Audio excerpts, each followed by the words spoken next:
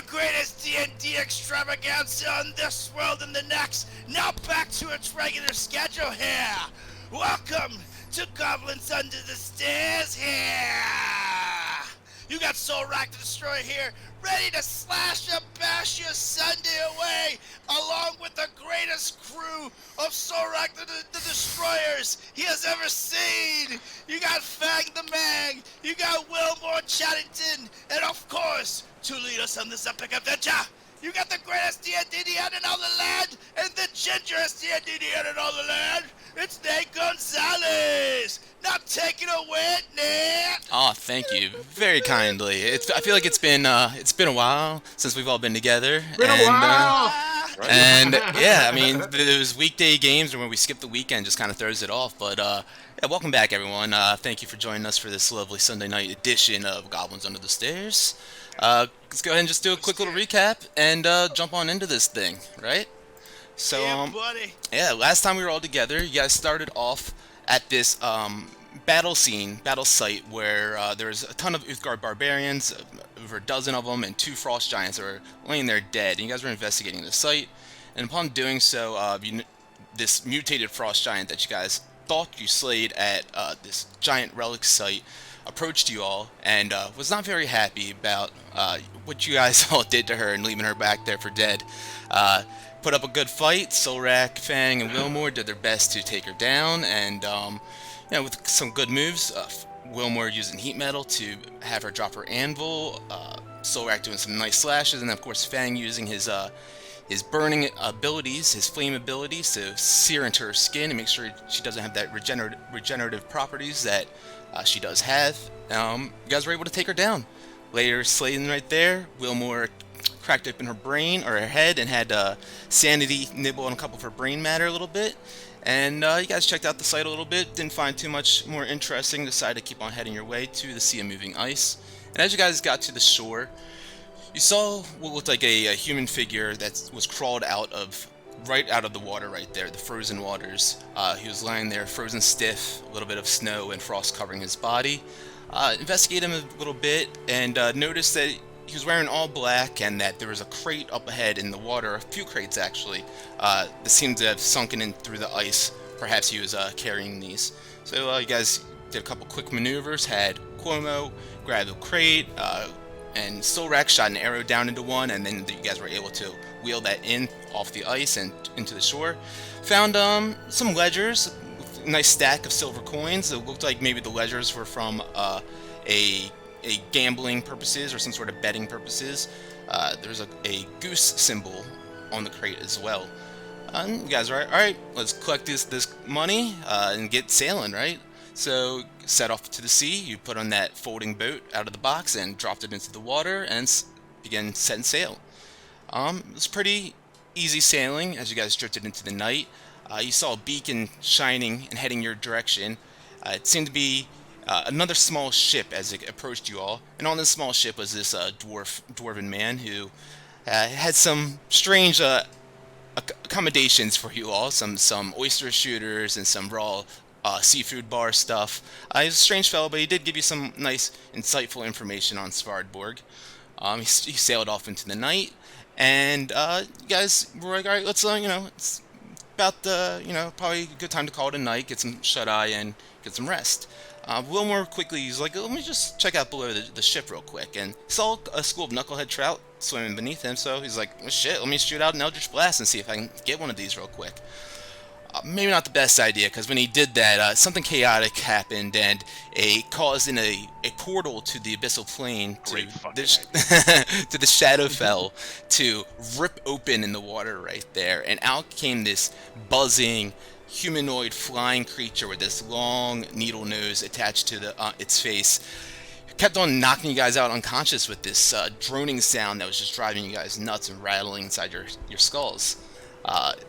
After a few rounds of taking you guys down constantly and sucking the life force out of Wilmore and Solrak by sticking this needle nose in them and just taking it all out of them, it's decided to spin around and fly back into that portal, and the portal swirled up and vanished out of sight. And Wilmore and Solrak, as mentioned, feeling very weakened currently, decided, I think enough is enough. We need to call it a night.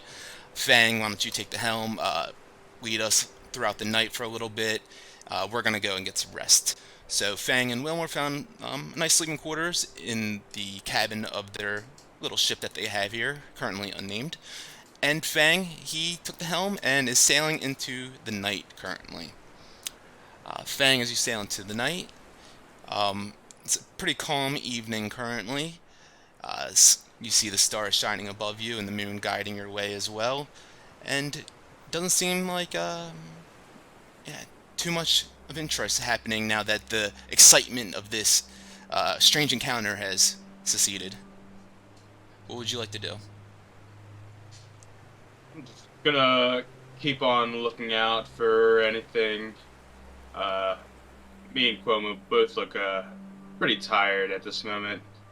We're at this point, since it's so calm, we're just waiting on that like that fourth hour where we can finally decide to catch up on some rest to rejuvenate our body. Sure thing. And is this the first? Has Fang ever been on a boat before? Is this his first time out to sea? Uh, First time in the water, yeah. He's been on a airship before, but Sure. mm, yeah. Yeah. So it's a little bit of a strange feeling as you're out here on this boat, kind of bobbing up and down, and you see the horizon in the distance, just kind of like, and your vision just kind of being a little bit off kiltered with the bobbing of the waves in the water around you. Kind of takes you a little bit to get settled, but you get used to it after just a little bit of time. Why don't you make a perception or survival check for me, please, as you Sure. lead the crew and the boat into the night.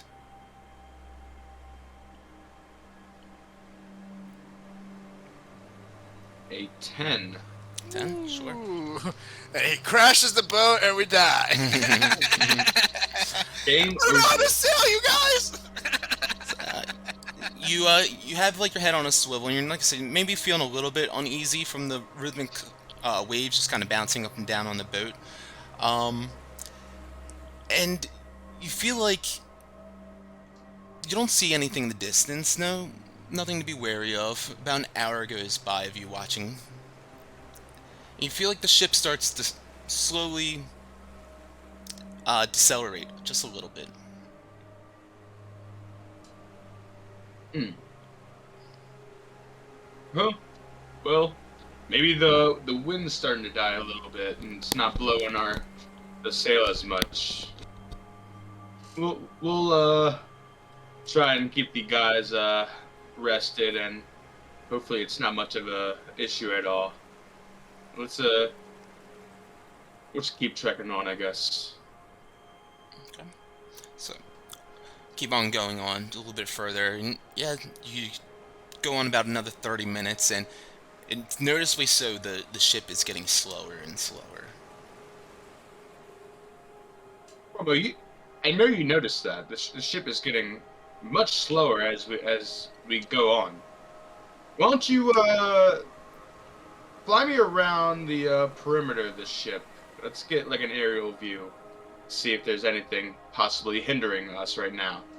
So hip hip Cuomo. You hop on Cuomo's back and take to the air and start scanning the perimeter of the boat slightly. Why don't you make a perception check for me, please?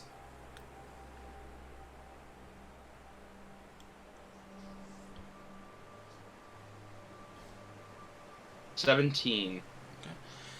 Yeah, you can start to notice that it looks like at the front of the ship, it looks like large bits of kelp and seaweed is starting to gather at the helm.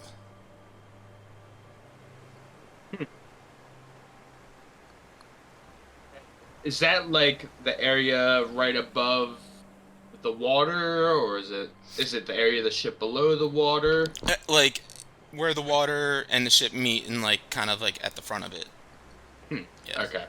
So, hmm.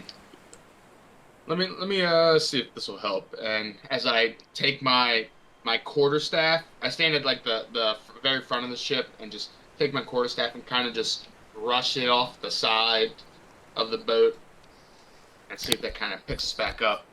Sure. You start taking your quarterstaff and start pushing some of the kelp and seaweed away from the ship. See that there's definitely a large mass of it that's kind of starting to get there, but you take about 3 minutes or so and start pushing it all off and clear it all away, and you see that the ship begins to pick up speed again. Much better, Cuomo. That kind of had me worried there for a little bit. That something a little larger was maybe slowing us down. Like I said, we don't need anything waking up the boys right now. So about 2 hours have gone by in total now since you've been watching out. Why don't you just roll me one more survival check?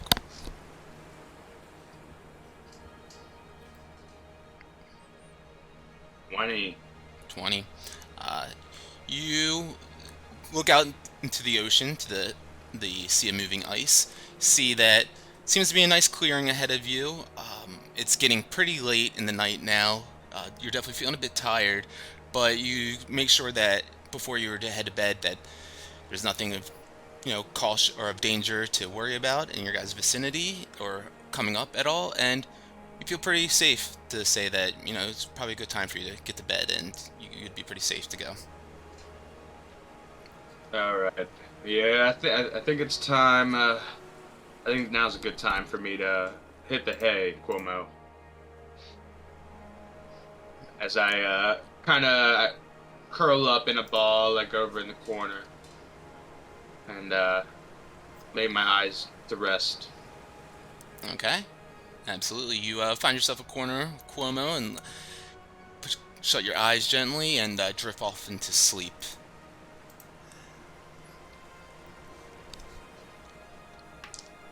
How long have they been sleeping for? 4 hours. About. 4 hours. Okay. Yeah. All right. Cool. So Sanity would be sitting in like the crow's nest, just keeping an eye out. Good to know. So, about Fang finds his time to go to sleep. Sanity finds the crow's nest to perch upon and keep an eye out for the rest of you guys for the rest of the evening.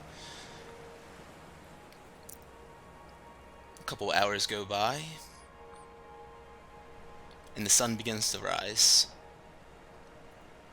And as the sun begins to rise, is anyone the first one to rise or anything before? I mean, it would say that you guys get your 6 hours of rest. Fang or Wilmore and Solrak. Yeah, still have the max hit point thing still is happening, right? That wouldn't get fixed. So you guys, is it someone waking up? Yeah, I'd roll over, just kind of like, holding on to my testicles a little bit. They're like kind of throbbing. Yeah, they are, and you kind of rub your eyes a bit after releasing your testicles, and you're like, oh, it's dirty, and you look around, and and you felt like that extreme weakness in your body before you went to sleep. Obviously, you were unconscious. You were very close to death, and you wake up and you're still feeling weak, but you're definitely feeling more yourself than you expected. And as you open your eyes, you see out past the cabin into the open sea. You see the sun rising to a nice, beautiful red sky.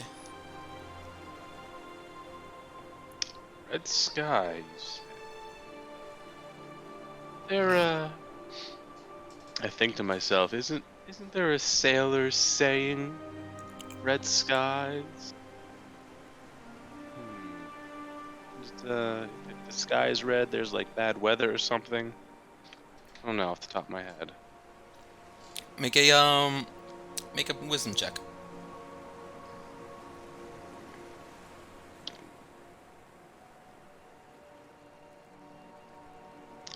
Fiver. You know about what you said. We should be on the lookout. I'll kind of pace around or just kind of walk up to the front. Do I, when I do my long rest, do I get any max hit points back, or do I just go to the 27 that I have? You go back to full health. Nice. Oh, so we're not held back anymore. We're totally good. Yeah. You are. Love that. Cool. I just kind of Just need a little sleep.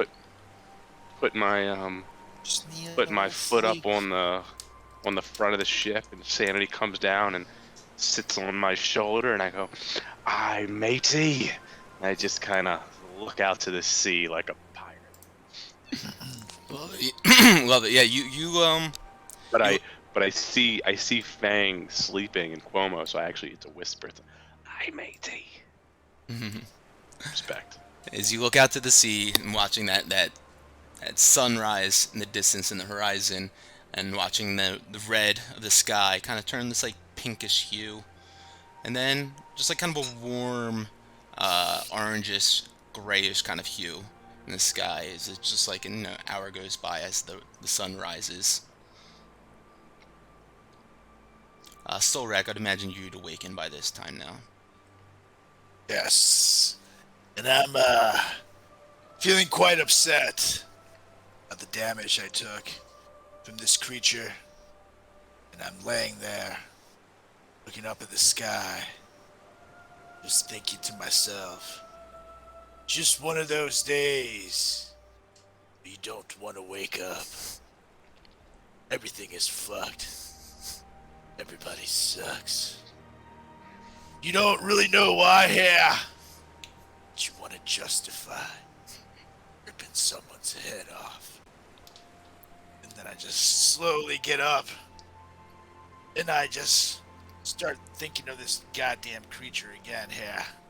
And I hope that I meet it again. Battle. Because I will cut out its hard hair. You wake up, sit yourself up, and recite this strange, poetic verse to yourself. It must have been a great philosopher who wrote this. It's something I thought while I was eating this cold breakfast. This lip biscuit, if you will. So cold. So cold.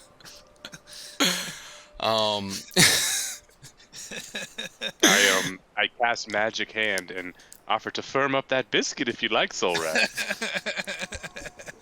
And it's just sitting there in front of him, just doing a little dance.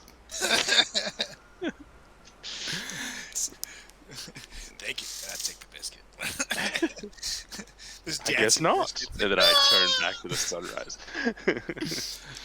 Yeah, you turn back to the sunrise, and out in the distance you see it looks like a few like seals swimming along and kind of splashing up in the water and diving back down and swimming away. Just kind of. So they're swimming away from us. Oh yeah. They're just like in the distance, kind of just like bobbing Okay, around and distant splashing seals. around. Yeah. So I look over at Shanton. Hey, Shanton! Sure you don't blast any of those. I mean, I could probably reach them. Should I Don't try? do it! Don't you do it! What the hell happened with that blast anyways? Well, I think when you see some of my powers come from that there Belrog, and I think I don't think he's really happy. So I gotta make that up to him somehow. But So until then, every time you fucking blast something, some portal to some goddamn unknown galaxy is gonna open? I mean, a couple times earlier, some good things happened. Remember, there was a fireball that hit somebody that we didn't like. We all disappeared for a second. That was very, very helpful. Yeah, I but think we were it's not kind of floating in some goddamn frozen sea. If we die, if we fall off of this boat, we're dead here. Well, Cannot how about risk it. this? No blasts. I can tie you to the baluster if I need to. But I tell you what, while our feet are not on land, I'll try my best. Great. We're on land. You can get away.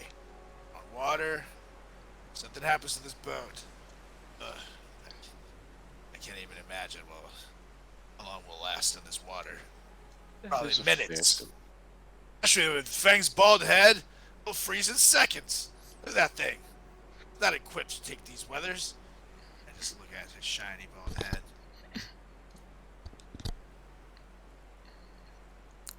Well, I guess I'll be a little bit nicer while we're out here then. Isn't that right, matey? Sanity. Arr. Now, if we get into some horrible situation, the only way out is a blast. I'll let you know. So every situation sounds fun. Don't you worry. I will, while we're on this lovely ship, I'll be a little bit more thoughtful. Thank you, my friend. Just And then, just don't be like the Fang guy. I'm still gonna go have some fun when we're with the giant. Oh yeah, of course. Blast away at that thing. We're gonna need all hands on deck for that. Until So then, How far do you I'm think hungry. it is to where we're going? That's a good question. And I start pulling out some food, and I kind of like trying to assess how far we think we're going.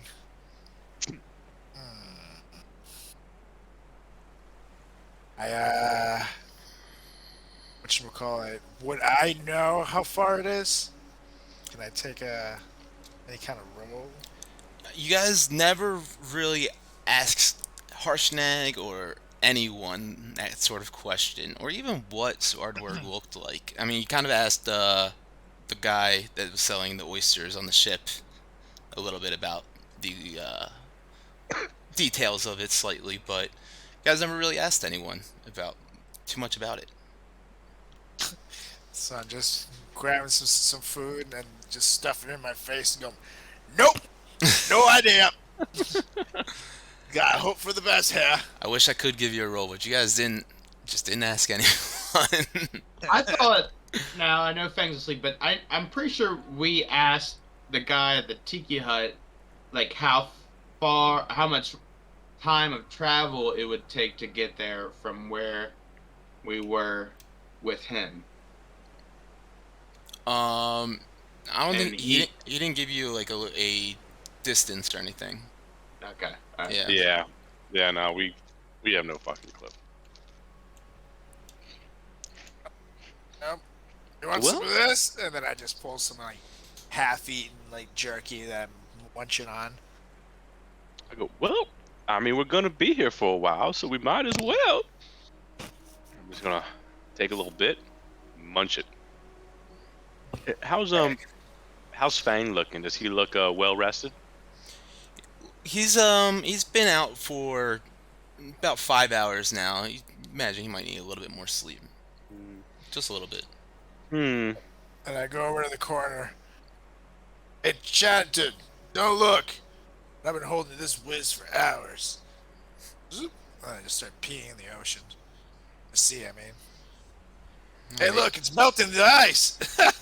It's hot dog flavored water. That's a zinger. So we call it a callback, right? Yeah, buddy. Alright, so you guys begin sharing a couple of your rations and supplies, and Silrak leaks his lizard off the side of the boat. And Silrak, while you're leaking, make a perception check for me.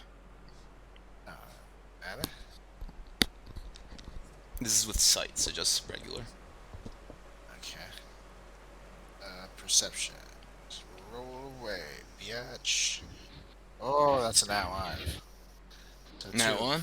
Nice. You're just kind of like, you're writing your name with your piss in the ocean, and just like not looking at in not looking in the horizon. Ladies and gentlemen. We're gonna get taken down from fucking Fred Durst on this stream, all right? We need to stop with all these. He is actually one of our 2 viewers. It's Fred Durst and Frank from the Hankenspank.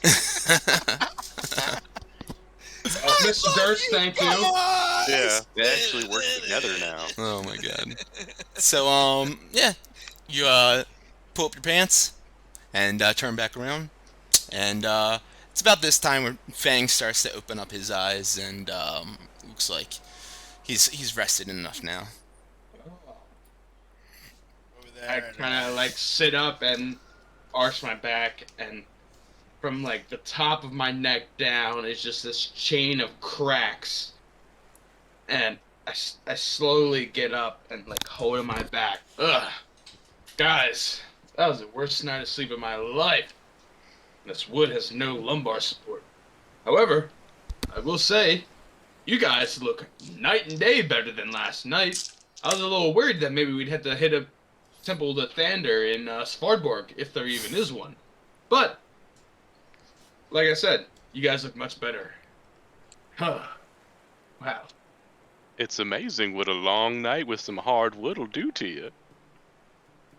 I just stand Yeah, and I shout. wouldn't know. Actually, I guess I would. You did it. Hurt your back. Yeah, yeah, it does. Yeah, I bet it did. I stomp hard on the boat and go, "It's wood, guys. Like, what are you thinking about here?" Hardwood. I look at Anyway. So, how we feeling? What's going on? Should I shoot off some more Eldritch Blasts or? Hey, you gonna said hang. you wouldn't. I know I said. Let's wait until at least tomorrow before we even think about the idea of any Eldritch Blast. But what time of day is this now, or is it nighttime? It's early in the morning. It's like early in the morning. Yeah, 8, 10 in the morning. Okay. Oh yeah, you said the whole sunrise thing. Sorry Yeah. about that. All good. Okay, so I'm looking. I'm gonna look over to the other side, not where I was peeing, and just see if I can see land or anything.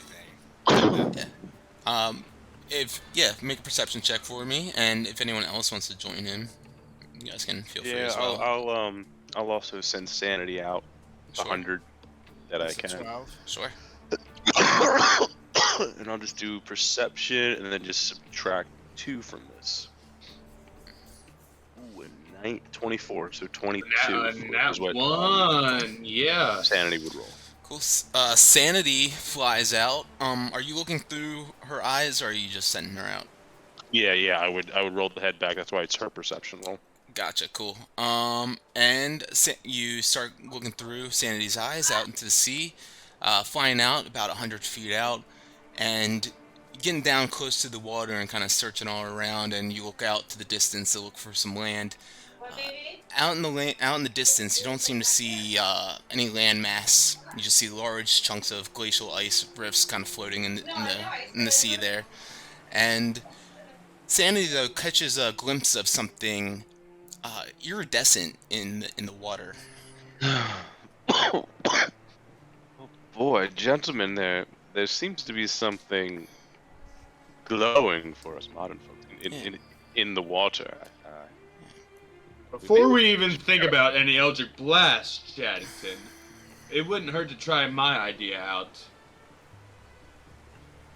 I mean, I'm What always ready idea? to blast. You know, we tie a rope to an arrow and shoot it out. Well, that's maybe thing is, if it's in the water, I don't know if that would necessarily work because do you think maybe go pretty deep.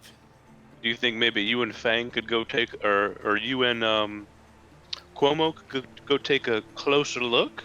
I mean, as far as we know out here, it could just be a type of algae or something. Chaddington, how far out does it look to you? Because I quite frankly, I can't really see it. So Where I've been able. you flew out about that 100 foot perimeter, and it was a bit further out from that distance. But you guys seem to be sailing in that general direction. Yeah, it's probably about 100 feet out there by now, so it's right over there. And I guess Sanity would just start flying over it, circling. Well, maybe when the boat gets to about that area, we can test our luck with the arrow. I mean, do we really want our boat to go through it before we know what it is? Yeah, I don't think we should go through it until we know what it is. I think you should get up there on your stupid bird, go take a look. If it's needed, come back with the bird. I'll get on the bird. Hey. No. What's the first thing I told you about Cuomo? He's not just a bird, okay? He's a hippogriff. Okay, he's much more than that. All right, but I will gladly do so. Not because you asked, Solrak. Cuomo hip hip. But you are doing it because I asked, because otherwise you probably wouldn't have thought about it, so you would have just not done it, so that means you are doing it because I asked. I really don't So want to hear it. I don't want to hear it. I had the worst night of sleep of my life ever. Just so wait, Okay. I mean, I'm just being technical, so we're on a boat. It's- Things gotta be it's- very technical when you're on a boat for for I'm safety doing it for, purposes. So I'm you just doing it gotta for the keep Fang Gang. For the Fang Gang, for the safety of the Fang Gang, okay? Fang gang. Oh god, look at the Fang S- Gang. So I you're lean You, back yeah, you just said it. You just said it. as he So as he lifts look off. at the I Fang lean, Gang, as in you two. I'm listening. I lean back to Solrak and I go, hippogriff, more like hypocrite. Doesn't even fit, but it's a fun play on words, isn't it? So Fang, you take to the air with Cuomo, and you're going out in that direction. Yeah, that's right. All right. You go out, start flying in that general direction, and you swoop down as soon as you get about within 20 feet of this strange, ovular-shaped, just vessel or container, or just object that's floating out there that has this iridescent shimmer and glow to it. It seems like with like different the way that the sun and the reflection of the water reflects upon it, kind of hits it with different colors. The way you look at it in different angles. How big is it? It's about 3 feet tall. It's ovular, so like oval shaped. 3D and about 3 feet tall. So it's like a giant sort of football shape almost. Yeah, but a little bit like more bulbous at the bottom. And you described it more as like a object. Yes, yes. Okay. I pull out my rope Okay. and tie like a lasso or a slip knot, I should say, and then I felt the hate rise up in me. I'm gonna slip your throat and fuck the wound.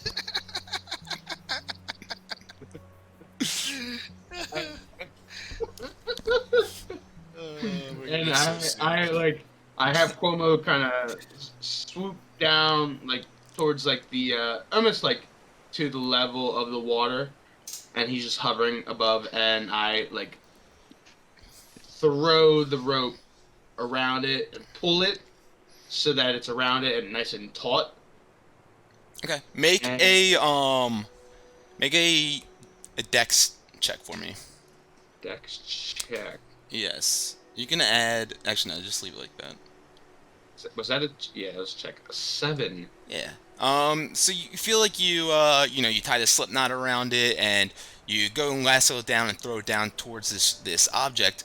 You can't seem to get it around the shape of it properly to get the slip knot to actually attach to it. It just keeps on wanting to push this shape through either end of the slip knot. Doesn't seem to actually latch around it.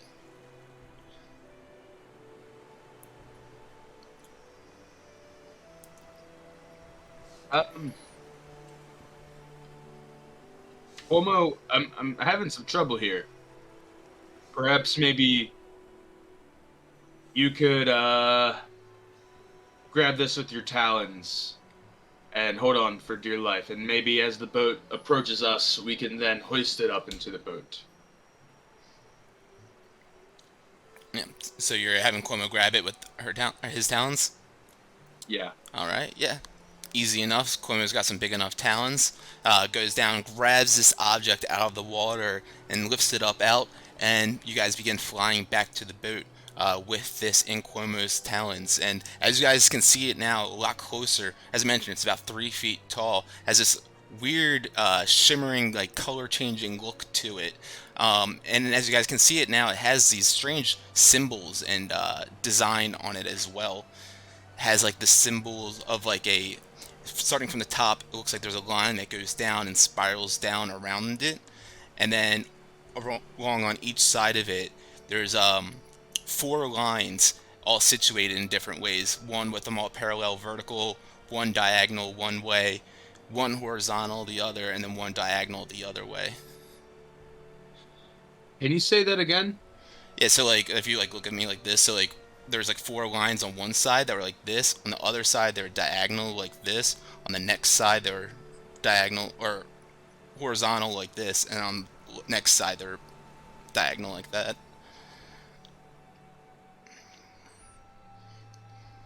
And then you said like a spiraling. Yeah, there's One like a above spiral that that? goes down all the way out throughout from the top to the bottom.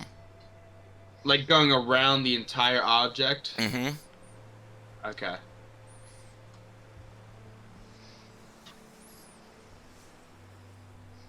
And you guys can all see this now.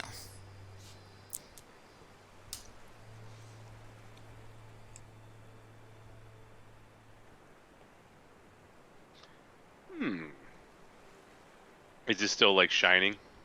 Yeah, absolutely. It's like every time it just like moves slightly, or that the positioning of the sun shifts like from its relative position, just like ever slightly, you see like some color changes to it.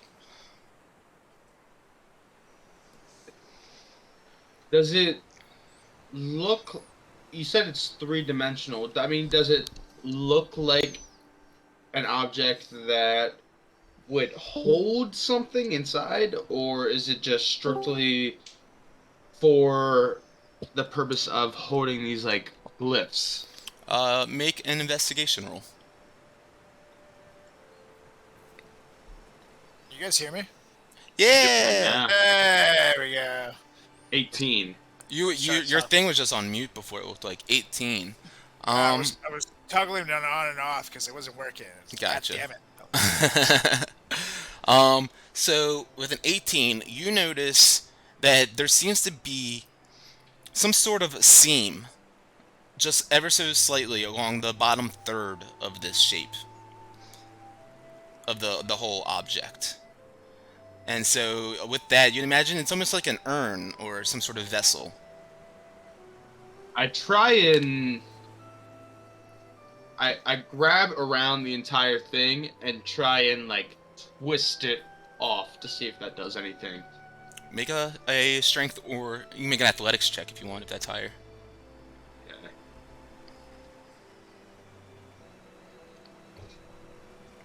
Yeah. 8. 8. Go wrap your body around it, your arms around it. Try to squeeze and twist, and it's not a single budge.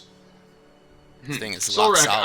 I noticed a small seam around the bottom third of this this unit here. Maybe you can use your strength to try and maybe twist it off. It seems like Whoa. I'm not twisting anything off your unit, you sick old freak. do we want to know what's inside this thing or not? Fine, gotcha. Yeah, here we go. I take a twisty at it.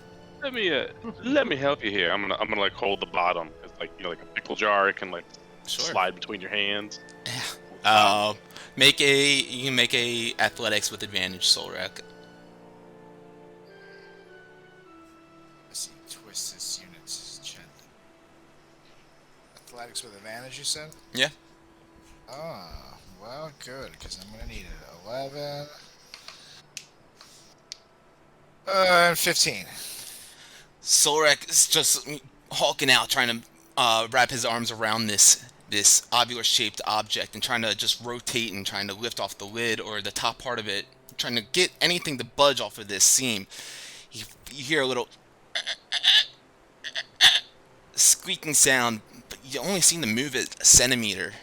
It's almost like you had to force it, though. Hold on a second. And I fucking rage out. Yeah!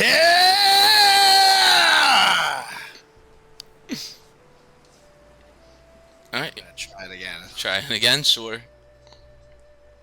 Still holding it. Sure thing. So do I get advantage again? Yep, you do. Alright, cool. You would anyways if you're raging. Any strength checks too. 18. 18. Solrak, you kind of step back, spit on your arms, and start twisting it again. And man, you're really trying to twist and move this thing. You get it maybe another centimeter or two. As I said, you're feeling like you just have to force this, and that maybe the muscling and brooding your way to get this off isn't exactly the way. Is there any like? So it was just the 4-line runes. There's nothing like else besides the spiral. No Yeah. like words or anything. Make a investigation roll. And while he does that, I want to see if maybe the lines are big enough to fit fingers. Okay. You'd like that, wouldn't you? 19. You kind of look over this shape all around and don't seem to find anything that resembles any sort of writing that you're familiar with. But you could definitely tell that with a 19 investigation that these are definitely some sort of ancient symbols of a sort. And yeah. I'm sorry. Go ahead. No, keep going. Make a history roll for me as well.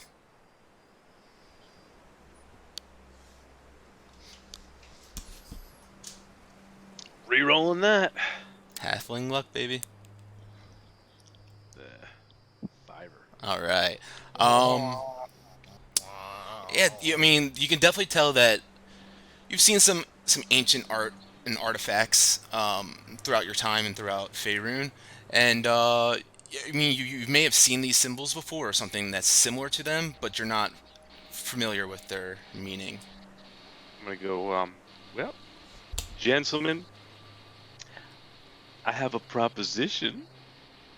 Go You on. see, I sense these are symbols, words, or some manner, and well, my deal with the Balrog did give me the ability to read these things, but I'd have to call upon him, and I mean, y'all saw what keeps happening when I try to use my warlock powers. So, if you Didn't you want, say I he was can do mad at that. you?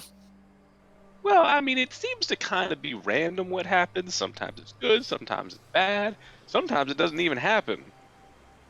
I'm just putting that out there. 4 symbols, though.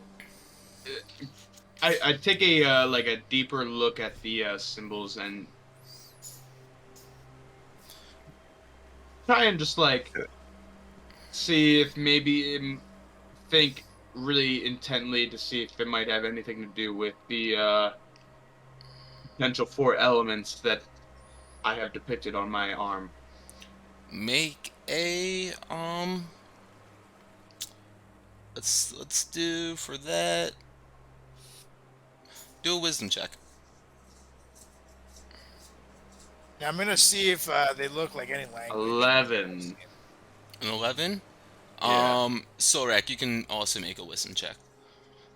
With an 11, I mean, you've seen these symbols before, Fang, as well as Wilmore, and 18. 18. Let me finish up with Fang real quick. But you've seen these symbols around before, maybe sometime in the past, but you can't exactly recall their exact meaning. But you definitely have seen them, and maybe even a couple of times. Solrak, you look it over, and it doesn't seem to be any sort of language. It seems to be like some sort of just like a precursor to language. Whatever this Language. is, it's old, you guys. It's very old. Can I like So there's obviously probably not much dirt or anything on the ship. Under Solrak's Can I- nails. Oh. Right? I'm gonna cast mold earth from the dirt on his nails and like rub it on each of the symbols. Sure. Okay. I'll allow it. Solrak, you're dirty enough, right? Yeah, I'd say so. You've got some earth on you, basically. You've got some earth. All right. Solrak. We've been saying it this entire time! To be fair, we've never role played a group shower. That's all I'm saying. When you said where do you poop on the boat in the Discord, I thought to myself, yeah, you guys have never talked about going to the bathroom before. But then Solrak said he was pissing off the boat. I was like, oh, it all works out. Uh, so, 2 anyways, years later, Fang will right. drop a deuce. Never in front of you guys. Oh, it's all that prune juice. He swore an oath to never poop in front of people. So you start moving some of this dirt from beneath Solrak's fingers. You see it start magically moving out from underneath his nails. And ice cream. Actually, taste it. It's so good. damn, Strawberries. Taste it. I'm jealous. Fuck up. Taste it! Taste it! She is That ridiculous. Go, go, Fucking guys. taste it! Get out of here. go. Hey, girl. What a Drink a beer, though. what a lunatic. Take it over What the a wall, lunatic. Fang. That's 2 weeks in a row. Alright, so, anyways, Wilmore begins magically lifting the dirt underneath the cuticles of Solrak, and they begin magically flying up in the air, gravitating towards Wilmore's hands. And you're gonna rub it on the shapes you said? Yeah, like it's gonna touch each of the shapes. Sure. You start rubbing this dirt, just a little bit of dirt that you find underneath his nails on each one of these shapes, and you get to the third one that you're rubbing it on, and you notice that the spiral begins to dimly glow about a quarter of the way down. Well, gentlemen, I think these might be elements. We've probably seen them. Solrak, maybe you and I saw them in the Temple of the All-Father, probably. Was it Earth? Good Fire? old days. before we had a Maybe ball you have to cap. do them in a set order. That's why maybe the bottom third of this is glowing at the moment. Or we just do them all, and eventually the whole bit will glow. Well, naturally. So keep going. Not that much dirt. Well, now hold on a second. I blow on the other 3 runes. You begin blowing on the other 3 runes, and on that very first one, you hear like a slight aura just chime off of this piece, and another quarter of the spiral begins to illuminate. Alright. Now, wait a minute. I spit on both of the other 2 elements. You spit on both of them, and sure enough, on that one, it begins to illuminate and glow the third quarter of this object on the spiral. Oh Gents, shit, who's ready for got some this? fire? Wait a minute. I cast, guys, back up on this one, okay? Like, pretty much to the end of the boat. And I cast Fairy Fire. Okay, you cast Fairy Fire. Yep. You back up and you cast Fairy Fire, shooting out on this thing, and you and everyone on this boat begins to glow this bright color, but the spiral doesn't seem to illuminate that bottom quarter. Fuck! Why don't you read your spells? I'm gonna go. Yeah. Fang, I'm gonna need you to turn this off, please. You guys are all glowing very bright right now. Give it a minute. God damn it. What is this? Or hear me out, Fang. Just stop thinking about it. Yeah, that's a good point too. Way to use a spell slot. Yeah. Okay. Well, then let me try this. I cast. I think Solrex had Stop. something. Stop casting. Maybe does anybody Well- have a tinderbox? That's a good Or point. The thing that I have, but can't you set a campfire on it or something? Because the thing that I have has limited uses and it runs out. Yeah, I forgot you had that. Don't you have Chaddington. a sword of fire? Oh, the demon sword! Yeah! And I pull out demon sword. That's very intelligent of you. And then I swing at it. Yeah! ladies and gentlemen. Alright, you swing, and a flame trails behind the sword and just nicks on this last symbol of this ovular-shaped vessel, or whatever you want to call it, and as soon as that flame hits that, you hear a chime ring out from this object, and that final quarter of the spiral illuminates. and it starts glowing this bright light and starts changing all these different colors. And then you feel the lid and see the lid of it start spinning and shifting. It starts turning around and then slowly rising from the bottom of the base. And as it does that, you can see some smoke start pluming out from underneath of the lid. I'm backing up.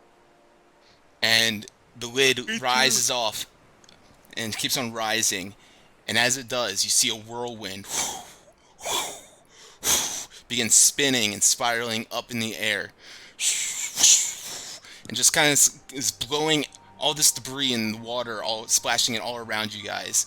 And out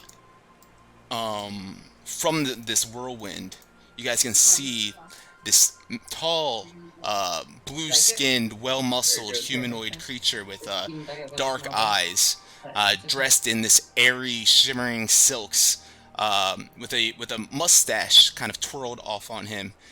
He looks up and extends his arms. Did that pop up? You guys can see it? There we go. Mm-hmm. Oh, hello. Oh, what a long rest. And who might I be setting my eyes upon? This is the Fang Gang. I'm Fang. And I have never, in my wildest dreams, imagined that I would be standing face to face with this. I've heard stories. I have heard countless stories over the years. I've always thought it was just myth and baloney. And I'm just in awe. I can't speak. I'm just like so excited here. I can see that you all are quite speechless. Please allow me to introduce myself. And he gives himself a big spin, and his clothes kind of changing colors as he spins around in this whirlwind. He stops. The name is Arumbambe. Pleasure to be at your service. What year is it? To be perfectly honest, I don't have a fucking clue.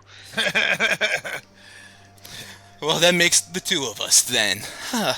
Well, I can see that at least the fashion sense has changed since then. And he looks down at all you guys. Well, without insulting you, thank you for releasing me. It's okay. We know the bald one here dressed like a total loser. It's not his fault. Yes, and It's also not my problem.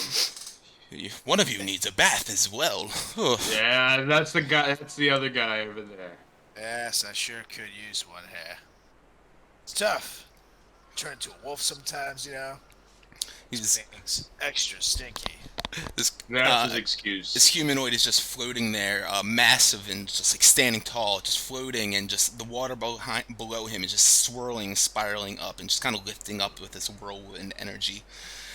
He looks, you would think with all that sleep I wouldn't be so tired, but I need a place to rest. You fellas out in the middle of the ocean, where are you going? Going all the way to the end, my friend. Wanna come with us? Come with you. It's a very kind gesture, but I have many, many other places to go and see, now that I am free. Ha ha ha. What are your missions? And not only that, what were you doing in that object there? Well, my past master, he trapped me after, tricking me, and, well, you know, I spent some time in there, I don't even know how long, but who even cares anymore? All that matters is that I am free. What purpose did you serve? The purpose of any djinn is to serve their master and grant them their wish. Well, now that we have set you free, wouldn't you consider us your masters? I cannot deny fate. I am a servitude of fate, and who am I to deny the ones who have set me free? At least one wish. For all of us? One wish. Altogether. It took all three of us to set you free, though. And for That is you quite a must thank shame. us. You guys must have some. I won't even insult you. You don't deserve it. And I shush Fangs. Don't argue. Jin. I'm not arguing. I'm just Gents. trying to get a little bit more than just one wish for all of us. Don't. You see the wanna Jin just kind curse. of looking at his nails, and polishing them on his silks. Gentlemen, I don't have all time. I've been trapped up here for quite some time, and I would like to explore the worlds. Exactly why you have all the time in the world. And again, you're welcome. Quit arguing with him. And I drag Fang over here to chat. with him. I go explore the world. What? Where were you going? Were you going to Svardborg? Svalbard, ha! Yeah. I have no need to visit such a place. I'm going to go and see what I can find out there. Any riches and lavish things, a place to settle down and call my own. Well, weren't you on the way there? I mean, we're only what, 2-3 miles away? How far are we from there anyway? It's like right over the hill, right? Oh, it's I'm not quite sure exactly where we are now. I've been just floating out here in this. I mean, you're a Jin. You should know this, right? Yeah, how do we know that you're actually a Jin? You should know these things, yeah. Oh, I know several of things, but you know, with being trapped away for quite some time. Sure. Fair So enough. this guy expects us to believe he's real Jin and not even show that Wait, he now, is. No, I've been guys, giving you, talking a big stink about you, but now you're just, making me doubt whether you're an actual Jin. Doubt me then. kind of I was going to Well- grant you a wish, but it seems like you don't want it. And he no, snaps his fingers and no. Oh, we do. disappears. I just want to show them who you are. You said he disappeared? Why He did snapped you his argue fingers, with him? and the wind just kind of blustered up in the air, and he just disappeared. There you go. Why did you argue with him? Fang wanted to argue. Excuse He me. just argued. That's what arguing gets you. So next time, keep your mouth shut when I tell you to here. Because I'm the one that just made him vanish, Solrak. Yes. Please, blame it on the bald one.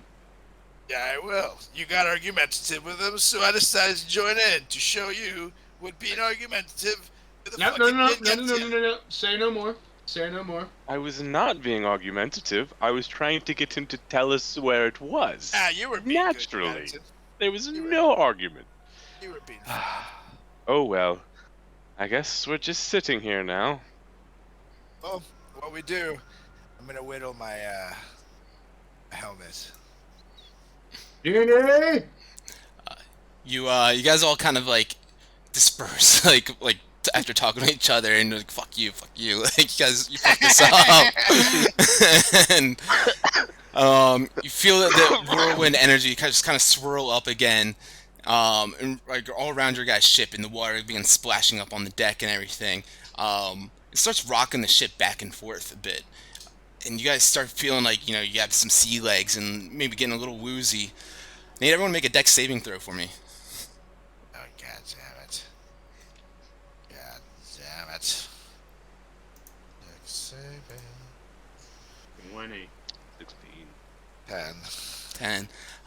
Sorak, you're yelling at Fang for starting an argument, and a wave hits the ship, and you fall backwards, and you knock your head on the back of the wall of the ship, and you take 3 points of damage, and you fall down prone as these waves begin rocking the ship back and forth, and it seems like they're almost coming in every direction, hitting the left, hitting the right, hitting the front and the back, and just jostling you guys all around, just kind of bobbing you guys everywhere.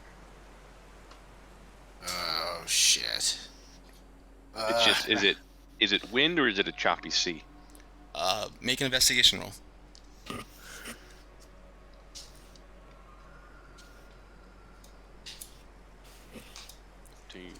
It seems like a little bit of both. Honestly, it seems like there's some winds that are blowing up, but then there's the sea that is pushing you guys left and right too. But it's strange how it's coming from every direction. Genie, we apologize. Okay, we really do. We didn't mean to argue with you. we feel as if we've come to a conclusion with the one wish that we want to grant, as I'm kind of like saying frantically, like in all which direction, hoping that he'll come back. Make a persuasion check.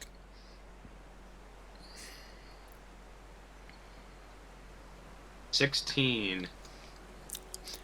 You feel the boats keep on rocking on each side. Everyone make another dex saving throw for me. As you guys feel your knees begin to buckle from underneath of you. 11. 17. Solrak just gets back up to his feet as Fang's yelling this in the distance, and then boom, a big wave knocks and hits and Wilmore and Fang fall back down to the ground, each taking a point of damage as they fall down prone. And you feel that whirlwind energy surround the ship again, and levitating once more at the front of the ship. You see, well, I hope you all have learned your lesson. You can say that again. Well, I hope you all have learned your lesson. We have. You can say that again. Well, I'm not going to. You're absurd. I slowly get back up from being knocked down, and I kind of like huddle the gents along. Guys, perhaps we can maybe ask for the conch that's on Jarl's throne. That way we can avoid going to Svartborg entirely, and avoid any contact with the giants. A great idea. Then we can make our way to get the fire one. Exactly. Well, I mean, couldn't we also just wish to be teleported right to Sarisa in the Maelstrom? I mean, that's what the two conchs get us to. Conchs to get there? Yes, we're getting the two conchs, we're blowing them, and then that's going to point us to Sarisa in the Maelstrom so she can tell us, hopefully, where the king of the storm giants are. Or maybe he just tells us where the king of the storm giants is.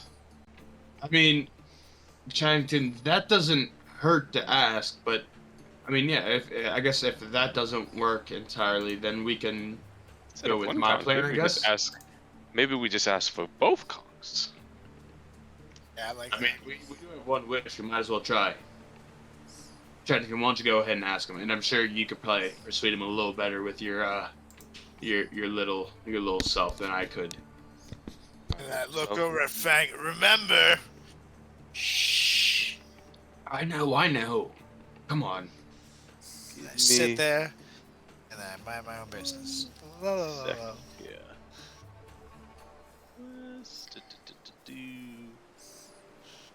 Where's this in the notes?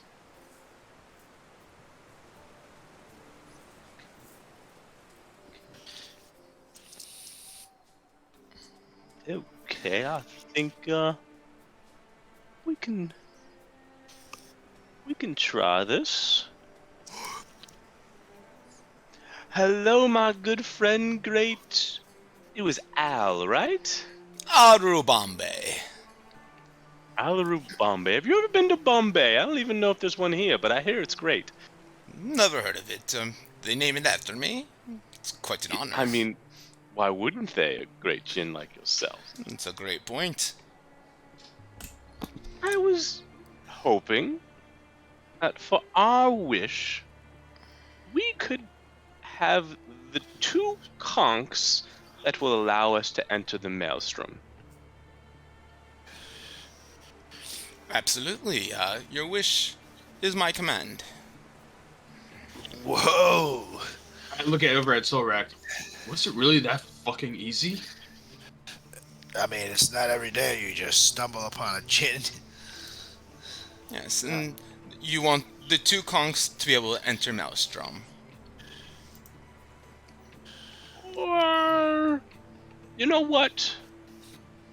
What is he doing? Chaddington. Do you think you could just, maybe teleport King Hecton and Sarisa here? What is he doing? that's what I want for my wish. Chattington? I want Our to go to the what was Chattington! it? The Wrecking Ball in Waterdeep and have drinks with a free King Hecaton Paddington! and Sarisa. That's what I would like. That's not what we said. Then I, Could we by the do that? time, I try to stop him and grab him and King cover his Hecaton mouth. and I Sarisa get there in too the late. Wrecking Crew with us. That is the wish. I'm sorry, but I believe that the wish I heard was that you would like the two conches. Yes! Yes, yes, That's what we yes, want! yes. That's what we want! Yes! Genie shall grant your wish. The two conches shall be yours. You just have to go find them. And the whirlwind starts spinning around. And he vanishes down into the water and disappears. And you guys just hear the echo of a voice. Thanks for everything. Good luck on your quest. Look over at Chattington. Well, way to blow it! God! Well, we obviously weren't getting them. Well, That's then why feel I like- wanted to have a drink with the two people. Well, then I feel as if we should be getting another wish then. Uh, Jin! Jin! And Ah! I'm screaming in the air. Stop messing with the gin. Starts screaming into the distance, and to no avail do you get a response, or feel that sensation, or the whirlwind, or that blustering sensation at all. It's always the fucking gingers, isn't it? However, same time, you never necessarily know whether you want something like this to work out. Even Well, it when would a have been wish- nice. Even when a wish goes your way, there's always something on the back end, my friend. Well, now we just gotta deal Well with then, something on the front Storak, end. what did you wish for the one time that you met a Jin before this, obviously? Well, I heard stories, curses, and people became monsters after dealing with them. That's why I thought it was baloney. But alas, they are real. If you thought it was baloney, then why did we go about trying to wish for the thing that we wished for? Once I saw one, I realized they were real. God damn it. Next time I'm wishing for a ham sandwich. That'd be nice. For all three of us. Next time I'm wishing for a ham sandwich. Okay. Oh, no, that's a waste of Back time. to sitting. I'm going back to my helmet, and I start trying to win. Absolutely. I Go go ahead and back. make a survival check real quick. You can go ahead, Fang. I go back to sitting in the corner, crisscross applesauce, Six. just blowing off the steam that was just trying to deal with the ordeal of the gin, and start to just meditate and try and relax a little bit. Okay. Allow positive vibes back in. What would all of you guys like to do in a 4-hour period right now? Solrak, you're going to be working on your helmet. Yeah, buddy. I'm taking about 15 minutes for myself, and then getting back to just kind of keeping an eye out on the open water.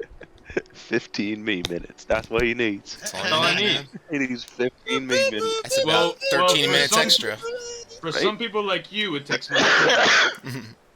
Just set the mood for 10 minutes. It's 5 minutes of all fun. Wilmore, what would you like to do in this time? Just gonna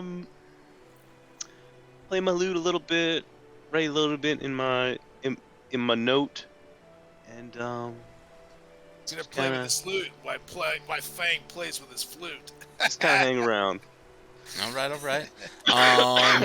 Solrak, you begin to start whittling and working on your Rockbeak helm. It's getting pretty near completion at this point, and I feel like you go and sit down and you have a image in mind, like, I'm going to complete this thing. I just need to get this thing done, and we're sitting on a boat with fuck else am I gonna do? I just need to work on this thing. So you sit there and begin working on this, finishing touches on it, getting the last bit of fastenings and fittings done right, making sure that you get it to actually sit snug and properly on your head without any kind of shaking or it being too tight or anything. And you're able to spend about a solid 4 hours working on this thing before you start cramping up and everything. But at the end of the 4 hours, you pick it up and you look at it and you're like, this might be done.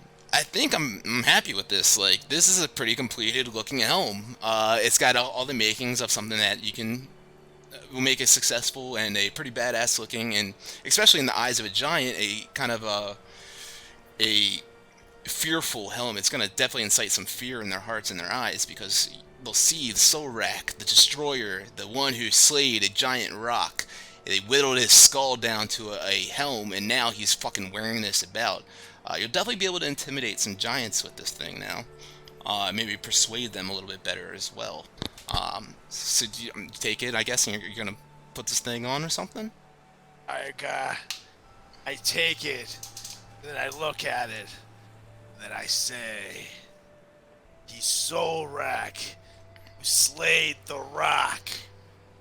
You fuck with him, you suck his cock. Yeah, and I put it on. You put this on and you feel like this just like intense energy of just like you're pumped up and you're just ready to fucking go out there and get the Smartborg and maybe fuck up some frost giants. Hopefully you guys won't have to run into any of them, but you're ready in case you have to. Yeah, man, so, you can add that. I don't think I have it made up or anything, but just rock beak helm, and I told you before what the benefits of it were gonna be. I think advantage on any sort of charisma check against giants, right? So persuasion or intimidation, you have advantage against giants. That or deception too. And, all right. So Fang, you were gonna look out in the distance. Go ahead and give me a perception check.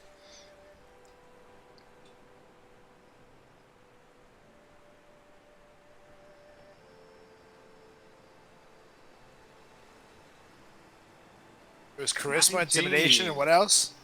It's all the charisma checks. So intimidation, persuasion, yeah, deception. So 19. So you look out to sea, and you're kind of looking around, and you see what looks like, you see all the floating bits of glacial, bits of ice everywhere. You see some pieces of driftwood just kind of floating on by. And then you see what looks like a long ship kind of approaching your guys' direction. Just kind of going, not like directly head to head to you guys, but heading in the direction you guys are coming from and gonna seem to go past you guys. It's a pretty large ship. Gents, be careful now. I spot what appears to be a rather large ship that's going to be approaching us. Not directly, but it's definitely coming in our direction. So just be aware of that. And I'm gonna post up and have my bow and arrow nearby, just in case. Sanity's gonna shoot out high enough so they can't see her to kind of scout the area. Okay. Sanity goes and pops up. You can make a perception with Sanity. Perception, so -2 on this, because you get some +3. Oh, that's a nat 20. Hell yeah. Sanity pops up into the air and looks out to the distance and sees this vessel. It's a long ship of sorts. Seems about to be 60 feet long, and on it is... Sorry if that just popped up in volume. On it seems to be about, from what Sanity can see on the top deck, because there's definitely multiple decks on this ship, on top seems to be about a dozen sailors on it, all kind of wearing warm weather clothing, cold weather clothing, but to keep them warm. Normal sailors. She doesn't see any characteristics. She sees that most of them are human, and a few of them seem to be half-orcs with that roll. Got it. Yes. Well, gentlemen, that ship is definitely stocked. We I don't know how we approach this. I mean, it seems like they may have seen us by now. It could be I'm won- friendly. Yeah, I'm wondering if they may be coming from Svartborg. Maybe they can give us some intel on the area. Well, let's try being friendly here. And if need be, you know. And I we flash know. Steven's sword. Yeah! Alright, so I go, yeah. put that thing away. Alright. So are you guys going to just keep on sailing by them, or tell me what you're doing? Sail towards it, and How about we just pretend they're not there? And just keep on keeping on. and see what happens. Like, sail that general direction. Okay. Sure. You guys keep on going on for about another 10 minutes or so, slowly drifting into that direction, and the ship begins approaching you guys relatively quickly as well. And you guys can now see, as Sanity saw, that the ship is filled with, all sorts of men wearing this cold weather gear, sealskins, and Yeti furs, and a few half-orcs on the ship as well. And they seem to be, they're obviously coming from like the middle of the ocean out here, and seem to be heading towards like the mainland where you guys are coming from. And they start sailing on by. Ooh, did I just pop that up, or did you guys? The size of that just went huge. Yeah, sorry. I just wanted to check it out. Okay. I didn't know you guys could do that. So, Me neither. you guys get, the ship gets a little bit closer and begins, they begin, lowering the sail a bit so to get a little bit slower, to be able to stop alongside of you all. And, a man that's at the front of the ship kind of goes up and leans against the wall and looks down at you all and says, "Well, hello there, lost at sea. You asking us or telling us? I've never seen you out here, and it's strange. Are you going to the ice peaks?" We may be. Could you maybe tell us a little bit about it? The ice peaks is our homelands. It's an island out here to the sea. Is Svartborg part of the Ice Peaks? No, Svardborg is north. North. Are you going to Svardborg? That's your destination. Well, that depends. Are we heading in the correct direction? You are. Not too far off, another day's travel or so. Right, good to know. Good to know. Are the ice peaks on the way? The ice peaks are south of Svardborg. What a shame. Could you tell us a little bit about Svartborg? What would you like to know? Everything. Okay. Well, you see, we're making a journey to the mainland to well, I'm not sure if you've never heard of Ice Peak. I'm sure you're unaware, but we have quite a Yeti problem on our islands, and our small village was ransacked by a group of these Yetis, and so we very rarely make a trip to the mainland, but we need to resupply desperately. You have a Yeti problem, you say here. We do. There's a few Yeti groupings on the island. How big are these beasts? Oh, they're quite big. You can get up to 10 feet tall, some of them. That sounds fun. And how far is the land from here? It's about the same as Svardborg. Svardborg, you'll go up north a little bit from here. The ice peaks are slightly south of here. Just about a day's travel or so. You think we'd hit there by night? By night, I highly doubt it. So she looks up. Not with this weather approaching. Bad weather approaching, huh? Oh yes, did you see the sunrise this morning? I did not. Maybe I woke up a little too late. Perhaps my friends did. I didn't really want to wake up this morning. You know, everybody sucked. Everything was fucked. You know, it was a whole thing. Now, let me ask you something real I quick. don't know why. Me neither. Do you have any tips for approaching Svartborg? I mean, obviously, lots of giants. Perhaps maybe any information might be advantageous for us. Well, I would definitely go as stealthily as possible. This small ship of yours seems like a good start. Do you know any secret entrances by any chance? Excuse or me, any, your anything people could be don't useful? happen to do any trading with Svartborg, do they? Absolutely not. The giant folk absolutely detest us small folk. And as you mention it, I did see one of the ships from Svardborg sailing out not long ago. A couple Behind you guys, behind us, yes. It was out in the with distance late last night. with giants on it. Absolutely, frost giants, yes. They were more than likely whale hunting. Oh, Lord. This must be a huge ship. I don't know if our boat could survive going up against it. No, but maybe we can use it to our advantage, Solrak. How so, yeah? Perhaps we sneak on their ship, access into Svardborg. Perhaps maybe we take over their ship, and upon docking into Svardborg, they recognize the ship and think nothing of it. Taking over their ship would be tough, but perhaps sneaking on it.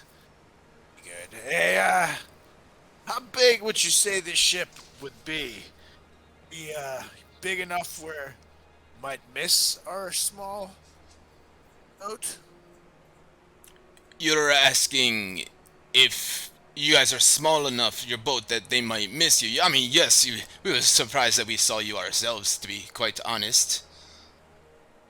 Is their boat a little bit larger than yours? It is quite large, yes. It is, Fit a giant. yeah, it fits, it looked like to be a couple, maybe a dozen or two giants on there. Much and how far behind was it from your boat? We stalled it in the distance, and we made sure that we got out of the sight because they're a ruthless crew.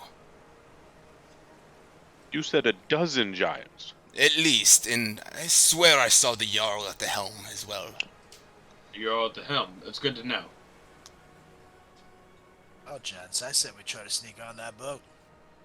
And then ride it on to mainland. You asked about the size of the boat. I mentioned held a couple dozen frost giants that looked like this boat is at least 500 feet long. Gents, I think I might And have. ours is like 30? It's 20, I think. 25. Gents, I might have a plan. Well, unless we have any other questions, you guys have been very helpful, and best of luck on your on the rest of your adventures. You see one of the half-orcs that are sitting down at one of the benches and kind of taking control. He stands up and looks over. Here, you all need help.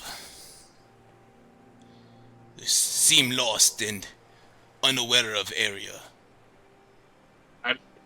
If you'd like to help, I wouldn't mind taking on another person. He looks over at the leader. If you approve, I would like to go. You know, it's part of our belief is to help others in need. Help others achieve their ultimate goal. Well, If we are Chakapal- others. If Chakapal can help others, Chakapal help. Is Chakapal your name? Chakapal, also known 1,000 Little Bright Lights. Well, Kakapa. come on down. I'm Sorlak, the Destroyer here. Little one is Chatterton. Old one is Fang. Come on aboard here.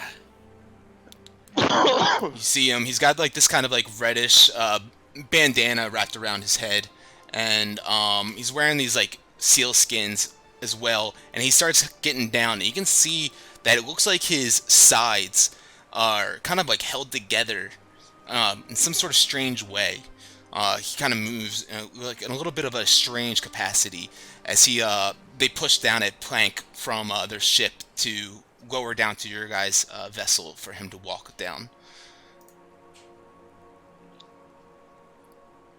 And I reserve him to see if I can make out why he moves that way.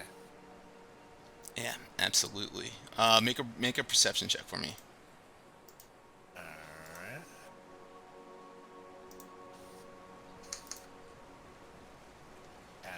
10. You could see as like he like shifts and turns and walks down the plank. It almost looks like his side was like ripped off, like bitten by some sort of massive beast, and it's being held together by wires. Whoa. I look over at Chanton and I whisper to him, "Holy shit. He was chopped on. Look at him." And I point to the gnarly ass bite. I wonder how he's still alive. He must be a bad motherfucker, yeah. We'll have to have him on our side. Or something else. But yes. Me like it. Well, we're making an insight check.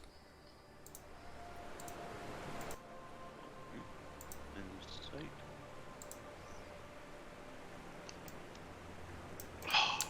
Need it. 6. You're kind of curious about him, but he seems very truthful and honest kind of person. He doesn't seem to be ill-willed, but it is like kind of strange, at least in your eyes, that like he has this massive chunk taken out of his side. It's like kind of held together by this like very like what's the word I'm looking for? Like it's very crudely done, like the way that these wires just holding him together. Well, my friend, welcome to the Chattington gang. Chattington gang, it's honor. And he looks back at the ship, kind of puts his fist to his heart. Meet you back at the ice peaks after I'm done here. And the guy that's leading the ship kind of just like gestures to him. Get home safe, Chocopee. Get home safe. And you see them kind of tighten the sails again. It begins picking up some of the wind, and they begin drifting off past you all. So, you hungry? I have a little bit of food, if you're interested too. Oh, no, please. You're our guest now. You can save your own food here. You're one of us. One of us. So, that's right.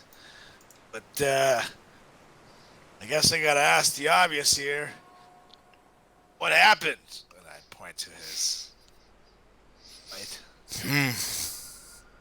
You noticed. Well, you know, a little bit. You see, our island, Ice Peak. We come from small village, Ice Wolf, and it was, well, how do I say this? I had to protect my family from a giant white worm, and I stopped this beast from attacking my family, but I could not stop him from attacking me.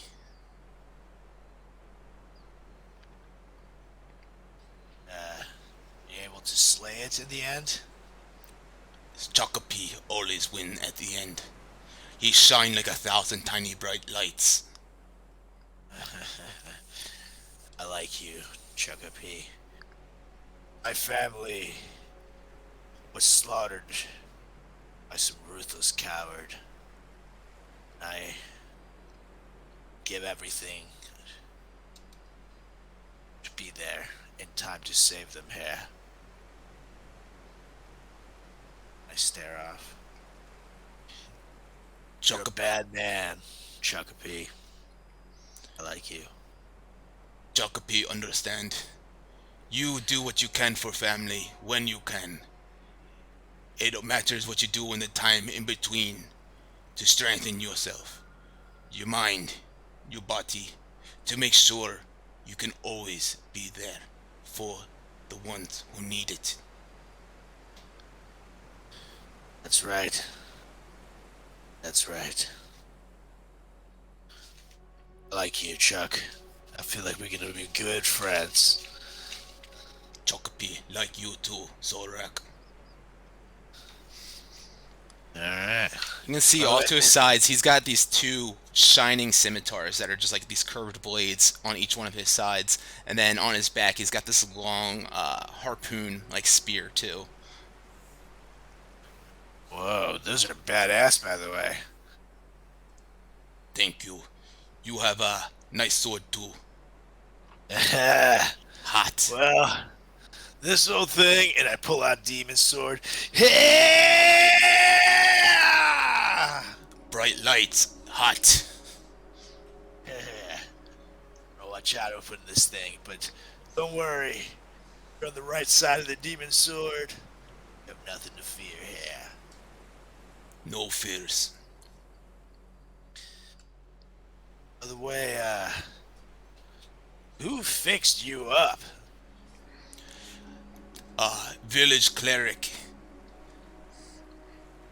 Well, to you and I feel like they could have done a better job, yeah. So, maybe for helping us, I'll look into, getting you fixed up properly. Jokopi, appreciate it. While Solrek's saying that, I'm kind of examining him to see if maybe I could fix him Bless up you. a little better, just see if he has any wounds that could be cured up a little bit more.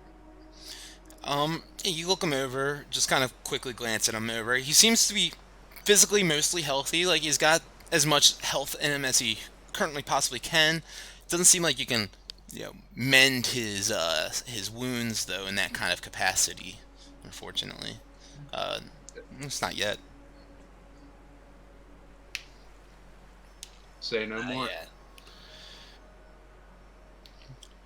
So, if you go to Svalbard, we want to go a little north. So it's about a day's travel, huh? Should be. Why do you say that? Red sky in the morning. What does that mean, huh? Sailors Are take we, warning. Are we close to the ice peaks? Could we maybe get there before the storm hits? It take just as long. Well, gentlemen, we may have to batten down the hatches tonight.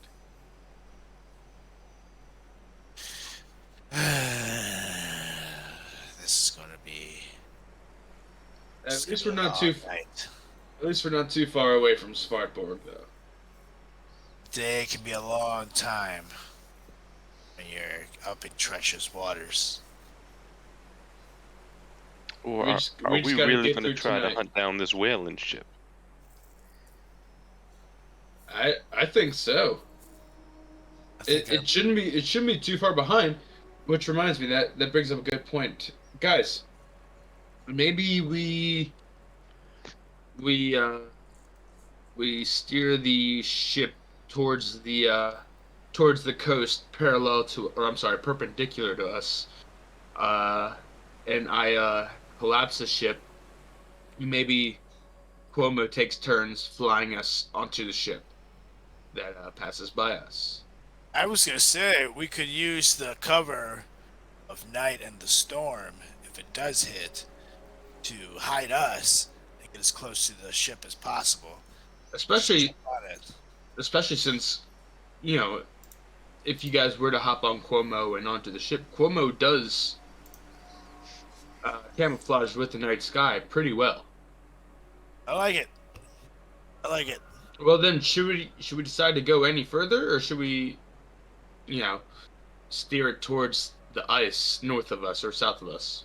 We should perhaps try tracking the ship. And then following it?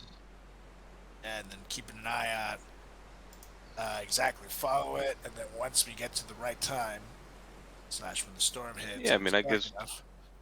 Yeah, Well, it shouldn't be much further. because we may want to keep our distance till night sets, and Cuomo can still fly us off the ship, right?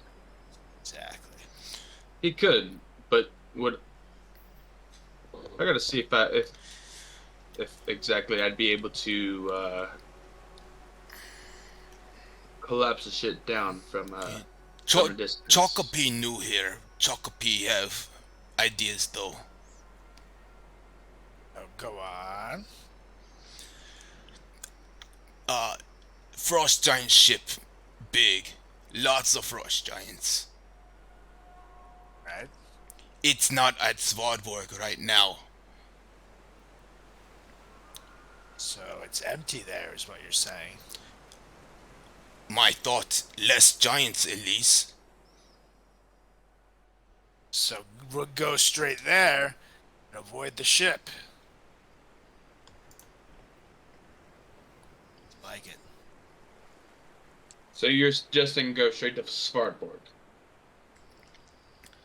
Yeah, with the Jarl on the ship, the Captain Saul comp may be Jarl. just hanging out. I like it. And that let us get in discreetly. Chocopi, big fan of you, my friend. Chocopi have family here. You don't say. On this ship, you my family now. I protect you. I like you, and I get my pounded. I guess we'll be protecting you too, my friend. Sandy just perches herself on his shoulder. Good bud. Due north, we go to Svalbard. Let's do it, gentlemen. Someone want to grab the controls of the ship? Probably Fang, someone you take 'em. strong. Well, I guess I'll do it. Yeah, that's true. In case 'Cause that storm hits. if we gotta fight the winds and all this stuff. Yeah, I guess I'll just do it here.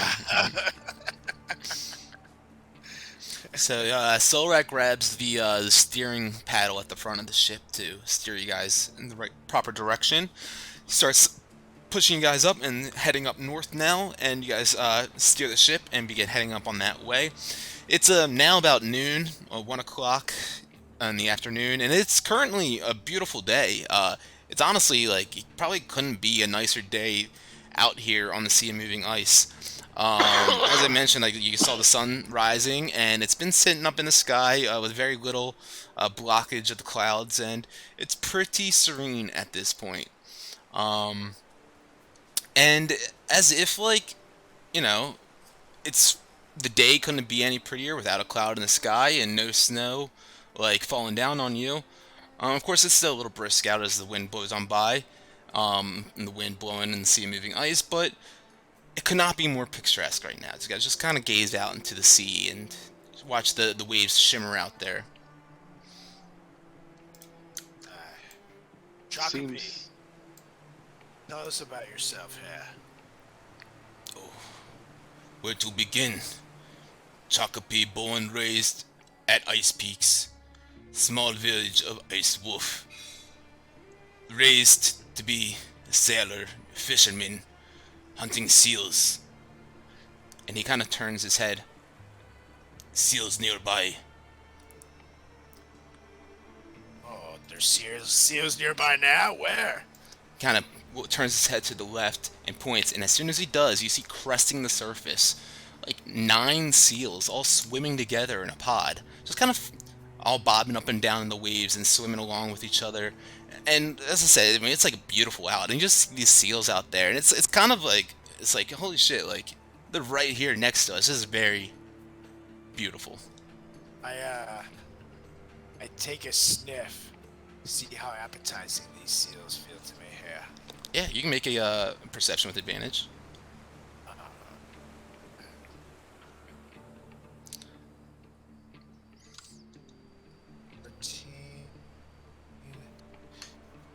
And 6, so 14. Yeah. These definitely, you would imagine that they have a nice fatty meat on them. And Chocopy, he relays to you as you're looking at them and eyeing them down. They're good raw, just like that. Bite into it, and it's like fruit. Oh, Chocopy, how do we catch one here? So pull out his harpoon. Shall I give it a try? Yeah. Here, Now we're actually, talking. you give it a try. He hands the harpoon. Hey! He hands the harpoon to you. Yeah. As long as Stanton isn't doing any Eldritch Blast. Let's do this. He hands this harpoon to you. It's got a rope attached to the end of it, and he kind of shows you the motions real quick. Okay, you take it and hold it like this, forearm out.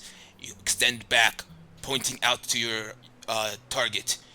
Release and throw, but when you release, you want to grab the rope at the end so you don't let it go all the way. It should sink into your target, and then you yank, get the arrowhead pulled taut on the skin, and pull it in. Alright. I'm gonna try this then.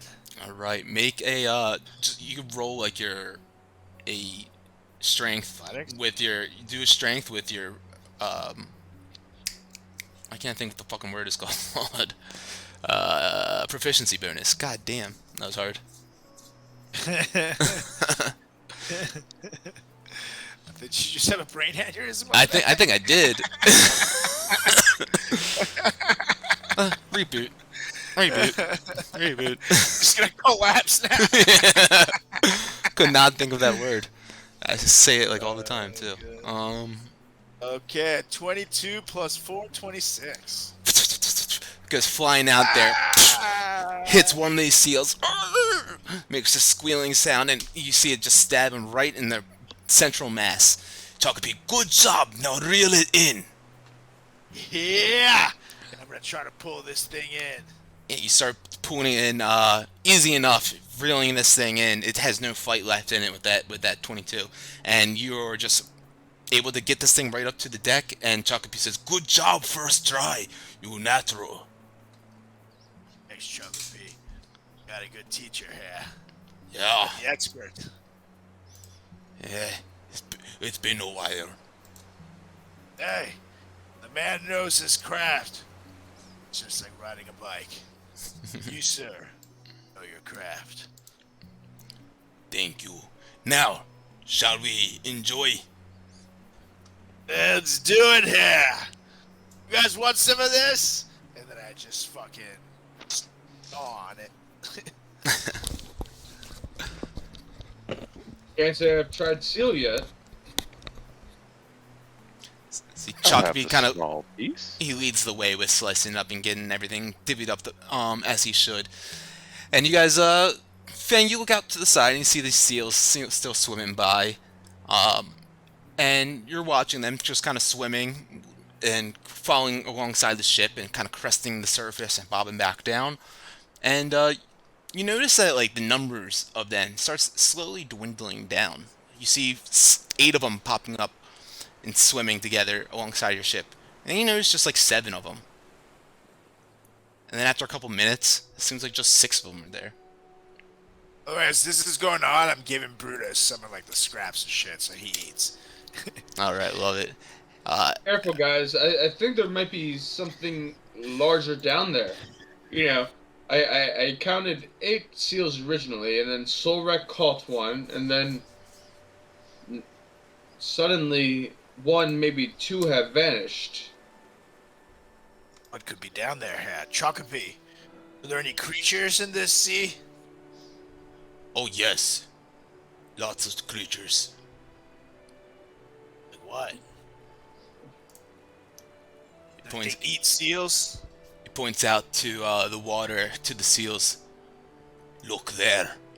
You guys notice swimming behind the seals about 20 feet. You notice a dorsal fin just crest the surface and begin peeking up behind it, behind the pod of seals. And I lean over by the boat and I look over at this fucking shark. I hate sharks. Best of luck with that harpoon again, then, Solrak. You had a pretty good first throw. Could have some shark fin soup here. Why not? I examined to see how big that shark is, just to see if it's worth trying to fight it. Yeah, you check it, or you're like trying to get a good eye on it. Make a perception check, and as you do, you notice another seal goes down, and a pool of blood just spills out from behind it, just leaving the ocean red in its wake. Gentlemen, 19. I mean, she'll probably be full by the time she's done with all those. 19. 19. You can tell that it's like at least 12-foot body in length. That's a big of it. Yeah, but yeah, Wilmer. That's yeah. What were you saying, Wilmore? I said she'll probably be full by the time she's done eating all of those. Yeah, she's definitely quite a big one. Quite hungry. She's taking them down one by one like that here.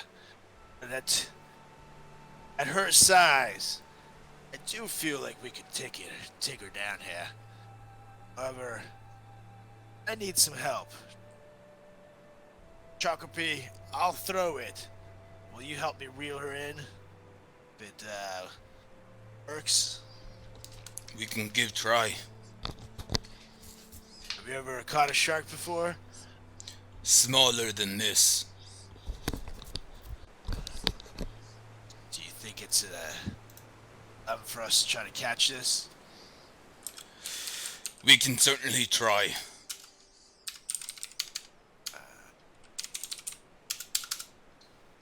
You know what?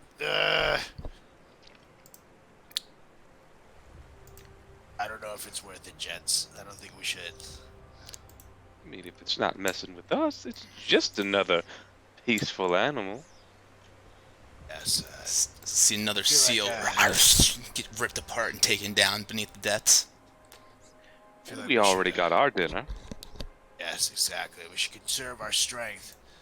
Plenty of battles coming our way here. I don't There's think we nothing should- stopping that shark from jumping into this boat, though. The fuck? It's not gonna Maybe the chop fact up that this it boat. can't breathe air. Yeah. What a fool. I don't know, guys. We could be consuming more than one seal right now, and it's taken away 2 more seals. I think it's hindering us from potentially having more food than what we already have. Seal's pretty big. So is that shark. Chomp! Another seal goes missing, and blood just kind of fills the ocean in front of you guys. Alright, fine. And then I turn around, and I throw the goddamn thing at the shark. You throw it at the shark. All right, go ahead and make that strength and add your proficiency. I said it this time.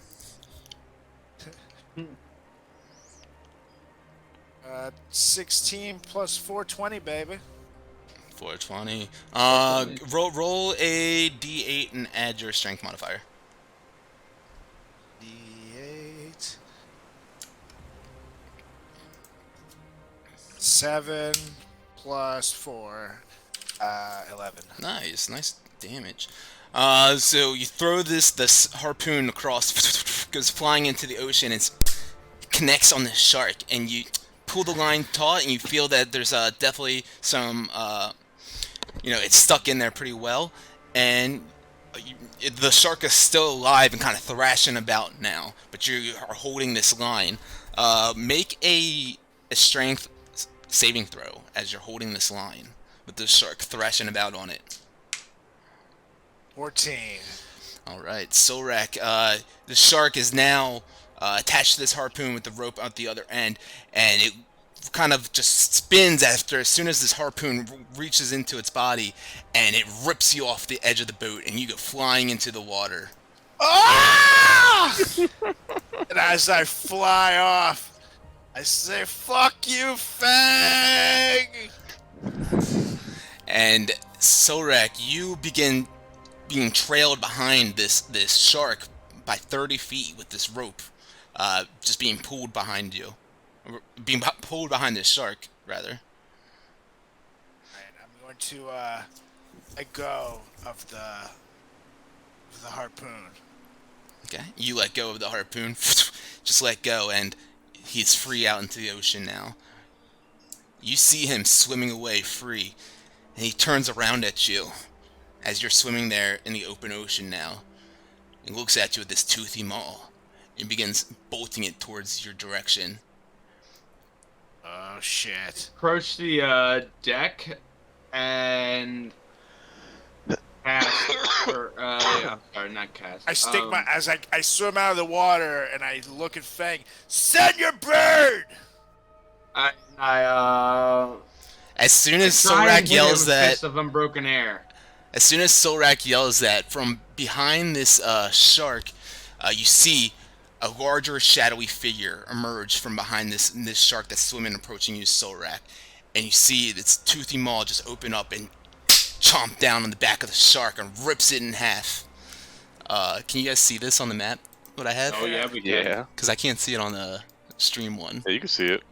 On the stream one, I can't, so I What gotta is it? refresh this. Alright, so you guys see, or Solrak sees what looks like a killer whale coming up, approaching him from behind this massive shark. But as this thing chomps into this big great white shark, Solrak can see now, it looks like it almost has wolf-like legs at the back end of it. The whale does? The whale I look does. back at Fang. Send the goddamn bird! I try and hit the killer whale with Fist of Unbroken Air. I am floating in the goddamn frozen ice. Get me out of here. You trying to hit him with Fists of Unbroken Air? Yeah, the whale. The like killer shark. So let's see. The whale. Yeah, it's like an orca. Essentially. Yeah. Okay, so let's see. Yeah, you can 30 feet out there. You can do that, I guess. You can try so to. It's gotta make a strength saving throw. Okay. DC 15. I rolled a 24. Fuck me. So let's see. Does anything happen? No. Nope. Okay. So Solrak, on a successful save, the creature takes half as much damage. Read your stuff. Hold on.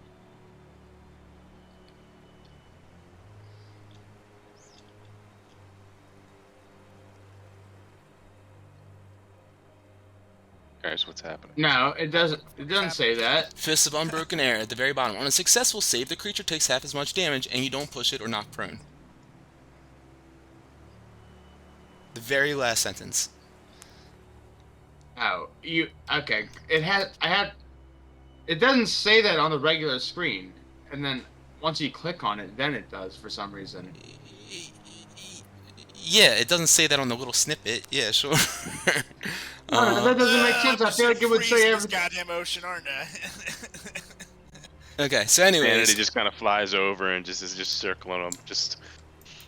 what, over Solrak or the creature? Yeah, soul right. Why it wouldn't just say it's one additional sentence? I don't see why it wouldn't just say that on. I don't know, but so I mean, I'm gonna try to turn the boat. I'm gonna Go do for it. something. It says DC 16 instead. So that's weird. because I put that note in there because you're wearing a Dragonhide belt, and you would forget that if I didn't put that in there. So you're welcome. Because you had never told me it was a DC 16. You keep on telling me it's 15. I put the 16 in there so you'd remember. Yeah, but again, I shouldn't have to click on that. Bird! Right. Yeah. What are you doing? What are you doing? Send the All right. bear, get me out of this fucking frozen ice. Shark is Hey, coming up. It's attacking Solrak, Solrak. you really need to work on your role playing. It should be gold. Darrington's right. All right. The shark goes to bite Solrak. Rolls a 16, so he misses. It goes thrashing into the boat instead. Let's go. All right. Let's roll initiative. You guys are taking too long with your decisions. Yeah, I guess. Sorry, but like it should say that on the main screen. I shouldn't. Just get me out of the. You should goddamn know. thing. One thing. I shouldn't. Here's the thing: it doesn't move on. Exactly. It doesn't say that, Jesus so Christ. move on. Get your fucking partner out of the goddamn frozen ocean. He has tried to tell you 100 times. Jesus. Should say that on the main screen. Who gives a shit? You should just know the abilities. You should read the player's handbook, and then you'd know it anyways.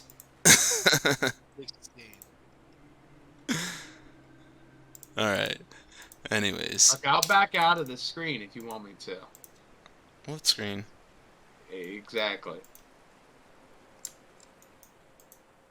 Thoroughly confused. Same. All right, what's going It on? should just say it. It should just say it. It Yep, does. it should. Let's write a note. Get your pen and paper out. Write a letter, Yeah, and then we'll solve You're it. dwelling on it for way too long, Luke. All right, Alright, what's going on? everyone roll Jesus. initiative. Yep. Except for Orc. Okay, he's in there now. All right. Holy shit. So, all right, Solrak. You're swimming right next to him. What do you do? Am I close enough to try to stab it with demon sword? Looks like it, right? Yeah, you are. Alright, well. First things first, I'm pissed off that I've been floating in the goddamn sea of moving ice like a fucking asshole. So I'm gonna rage here. All right, you rage. Alrighty. And then it's gonna be demon sword time here. First things first, check that rage. And now demon sword. 15? 15 hits. Yeah, buddy. That is a 7 plus D6. Ooh, 11 damage. Oh, no, never mind. 13 damage. Very nice. Big slash of the demon sword into its body. 13 damage. And now I'm gonna swing again here. Down. Nice, and that's a dirty 20. That'll do it. And that is 7 again, plus 3, 10 damage. Very nice. 10 damage. Nice big demon sword swing. Flaming heat just stabs into its body. All right. Anything else for you? And I'm gonna swim over to the ledge of the boat Okay. and try to start pulling myself up. Yeah. It's gonna take an action for you to pull yourself out of the water. Unfortunately. All right, so I'll just be there at the side of the boat. Okay. Sure. And what's your Constitution? Or it's 14, 12, or plus 2. Okay. All right. Good to know. So you've been in the water for about a minute now.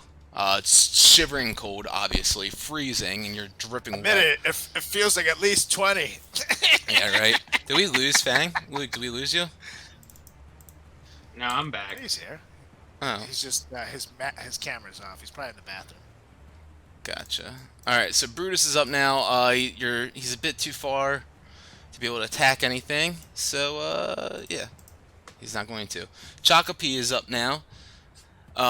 He is going to go run over to the edge. His crossbody pulls out both of his scimitars that are shining, and he goes to try to swing over the edge at this creature. First one, he rolls an 11, which isn't going to do it. His second swing, he goes to take and rolls a 15, which will do it. He slashes into its skin and does 7 points of damage on him. And Yeah, that'll do that for his turn. Wilmore, you are up. All right. He's on there. Okay, yeah. I am going to run over to the side. Like for a free action, can I just like grab Soul Rack to steady him? Um, Like I'm not gonna pull him up. I just like. he's steady enough as it is. Oh, he's I'd steady. say, yeah. Okay, cool. Then I'll stay right back here. I'm gonna ready. So the fish is like crested the water, right? Yeah, definitely. Okay, I'm gonna ready bestowed curse, and then sanity is gonna go just like swoop at it, touch it, and then kind of hover, or she would disengage, swipe over, touch it, and then touch back for bestow curse. Okay, so I need to make a Is wisdom. 15 wisdom. Okay. Let's see. I rolled a 20 total. Eat a dick. Sandy goes over and drops on the head of this creature, trying to drop this curse on him. This creature just kind of shakes off Sanity, bops him off, or bops her back off its body, unaffected. And then inspirations, bardic action, right? Perfect. I will.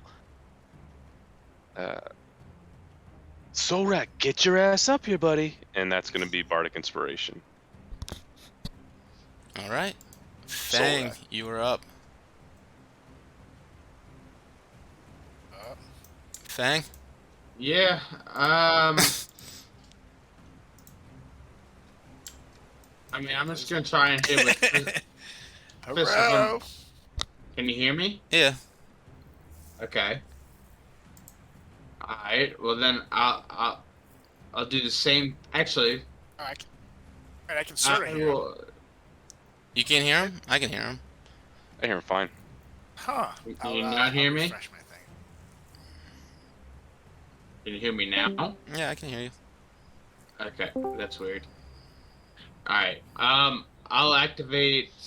Is it? Well, is it technically? Yeah, it's past dusk, right? Past dusk? No. Wait, it's the afternoon.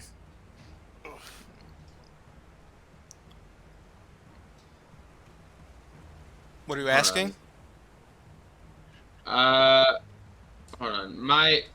I'm saying for the sake of my elemental force tattoo. Hold on. Yeah, it's been a new day. You haven't used it yet. Okay. All right. So yeah, Okay. I'll activate my as a bonus action. Activate my elemental force tattoo and move right there, and he should be within 15 feet. Yeah. Yeah. Yeah. Well, you're in the cabin currently. Yeah, but he's still within 15 feet. But you're in the cabin, so you can't reach him from there. I'm saying for the sake of my elemental force tattoo, an unarmed strike can reach 15 feet. Yes, but currently you are standing in the cabin, so if you move out of the cabin, you'll be able to hit him. Is what I'm saying. That doesn't make sense, because an unarmed strike... You have a wall in front of you.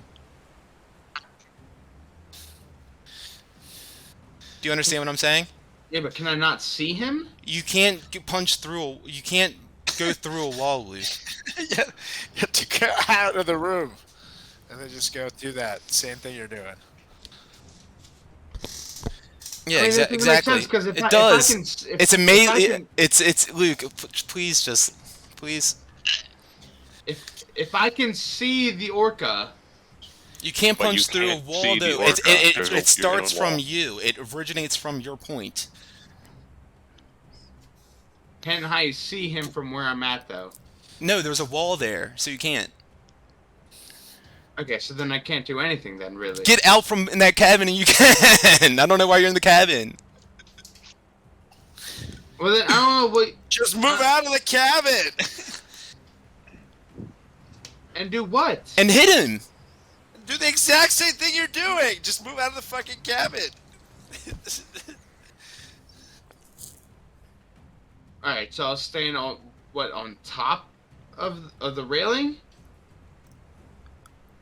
on just like against the wall.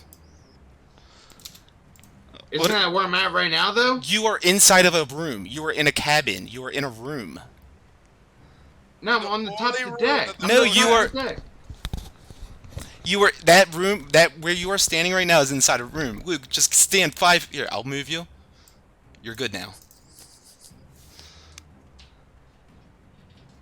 What was it? Okay, You were inside of a room. That is a room. There's a wall on that side. That you are inside of. I don't see what. Isn't that the top deck? No. I don't know what I'm not explaining right, guys. Is it? I was on the top deck the entire time. Yeah, this is one level. The whole thing is one level. Exactly. I was within. And you were 15 feet. just hit him from right where you are right now. Yeah, Luke, please it's stop good arguing now. with the DM. Come on. Please stop arguing with me. I. Please stop, please. Okay. Do I? Just hit him from where you Okay. are. Just roll whatever your attack is. 17. That hits. That's all you needed to do. You were inside of a room. It's just you didn't climb up. On top of the deck though? It's do you need me to draw it for you real quick? Yeah. Please, because I have no clue. You were inside of a room. When was I ever inside of a room? That is a on top room of that the you're ship? inside of right now. That Wilmore is in too. You were inside of a room. This I is was the always on the quickest top deck. drawing ever. You should be standing here, but instead you were standing here where there's a wall. So there's a wall on the top deck. On the only deck, yes, this whole thing is a room right on the back side of it.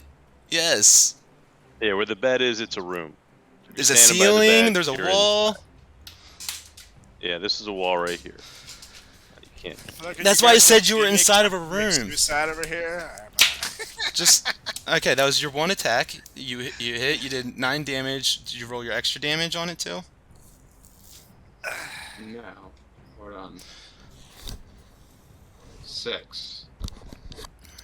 So, what's the total? 15? 15. And what's the element? Oh, hold on.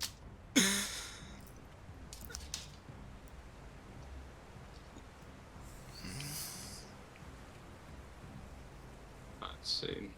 1, which is. Why won't it fucking let me click? Oh my god. It's Earth. Bludgeoning. Earth. Okay. Okay, so, alright, did that damage. You rolled the other one, 8 hits as well. Go ahead and roll damage.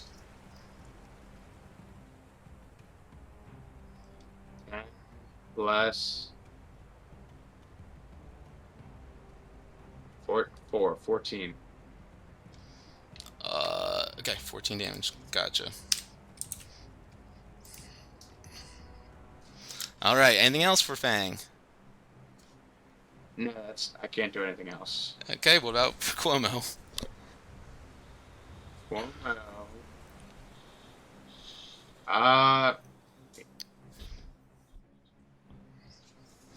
let's see.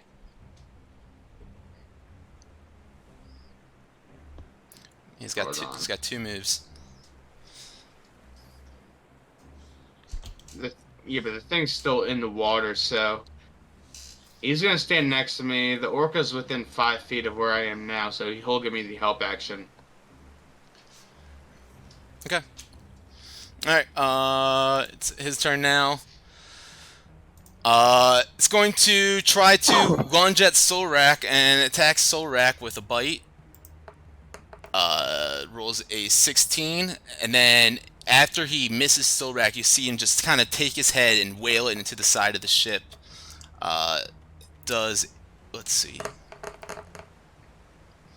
Does 18 points of damage to the side of the ship, kind of denting in some of that wood on the siding there, breaking off a bit of it. Solrak, you're up. Alright. I'm gonna hit it with Demon Sword here. Down. Down. And that's a 25, baby. And, 25 hits. and that is 10 so far, plus my d6. 16 damage here. 16 damage. Very nice. And now I'm going to swing again. And that's a 13. 13 misses. All right. And then rather than taking my other strike, I'm going to try to pull myself out of the boat. Or out of the water, I mean. Okay. I'll allow it. Sure. Go for make a strength check or athletics. All right. Come on, baby. Get me out of this cold ass. 15. 15. Sure. Yeah. You pull yourself up, get yourself out of the ice, and dripping wet, standing on the deck now. Anything else for you? That's it. Okay.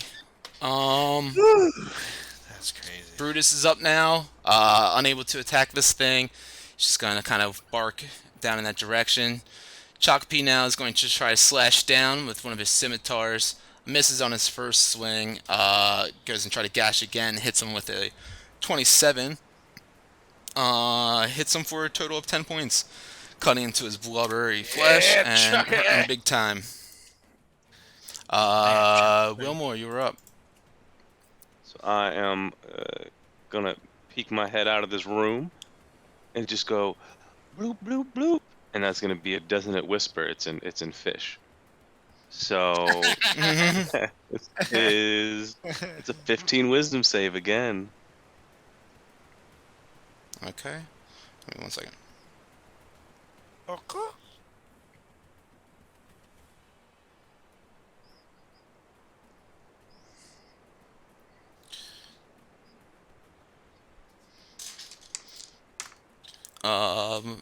Let's see.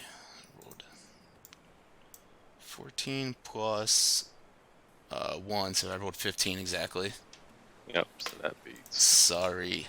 All right. Anything else for Wilmore? Peek my butt back in. Okay. Sanity. She'll swoop down and give advantage to.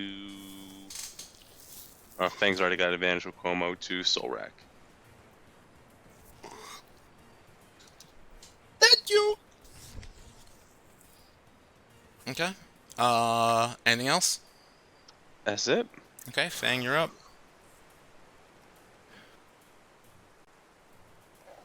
I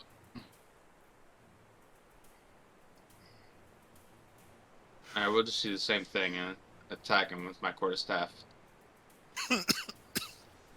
21. 21 hits. 9 plus, so 10. Okay. 10 damage. First one comes on out of him, or comes out to him and hits him big time. 25 also 25. hits. 11. So 16. Okay, 16 damage, very nice. He's looking very weak now, kind of thrashing about in the water.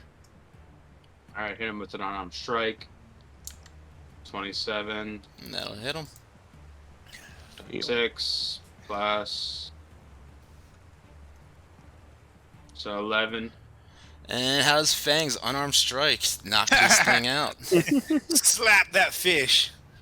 So I use the elemental force and I throw a 15-foot punch, but really it's using the force from the deck, and this fourth force of the earth just slaps him and knocks him out.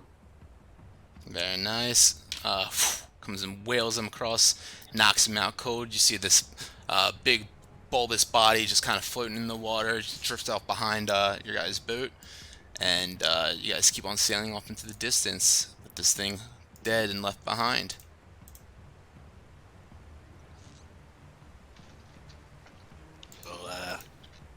Let's try to reel this fish in, huh?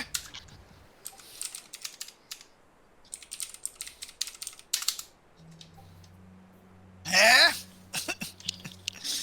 It's upstairs getting medicine. But yeah, are we gonna eat this whale or what? Yeah, Chocopi. What do you think? Let's get this thing in there. Ooh, big, big fish. Too big for this boat. Maybe we just keep on keeping. I mean, we did just eat a whole seal. How long do we plan on being out here? That's true. We're almost. We should have a few hours at this point. Half a day. I don't know. You should be Let's fine. maybe Let's keep an eye out for that whaling ship. Make sure we are well away from it. Yeah, that's true. Perhaps send Sanity ahead so she can notify us if she sees it. I think that's a good idea. Either that or Fang and Cuomo, or I guess it's still noon, right? It's not. It's like, afternoon. dark out. Yeah, but yeah, it's definitely not dark out yet. Yeah, we could do that. I would just send her out to scout and locate the ship, and then report back where it is. Perfect. Perfect.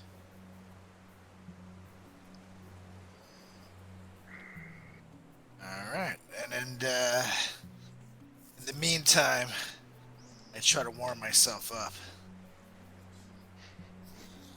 I'm cold. Yeah, you are drenched in freezing cold water currently. It's definitely not comfortable. Well, Solrak, there's actually a little room over here with a wall and everything. Why don't you head on in there and lay down in the bed? It comes at the walls. I love it. And I went in there. And lay down. And just try to warm myself up. Nice and toasty.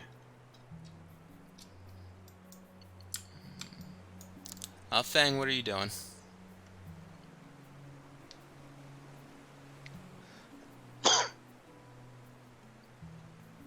Fang?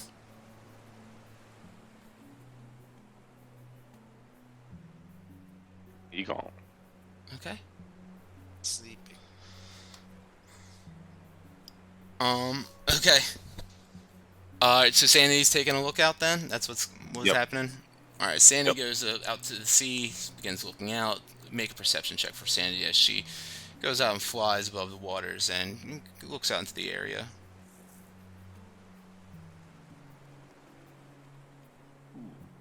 It's what, a 19? Yeah. 21? Oh, yeah, 19. Yeah, mine's So too. Sandy looks out, trying to spot the Krigvind, the Frost Giant's great ship, and looking out to the area, doesn't seem to spot any moving vessels, any landmass, anything of any kind of noteworthy ness of any sort of factor. Just kind of seeing just the open sea, and Chakapi kind of brings up to you guys as Sandy takes to the sea and goes flying out. We need to make sure when we approach Svardborg, we approach as stealthily as possible. I think we should slow the pace if needed and try to arrive at night.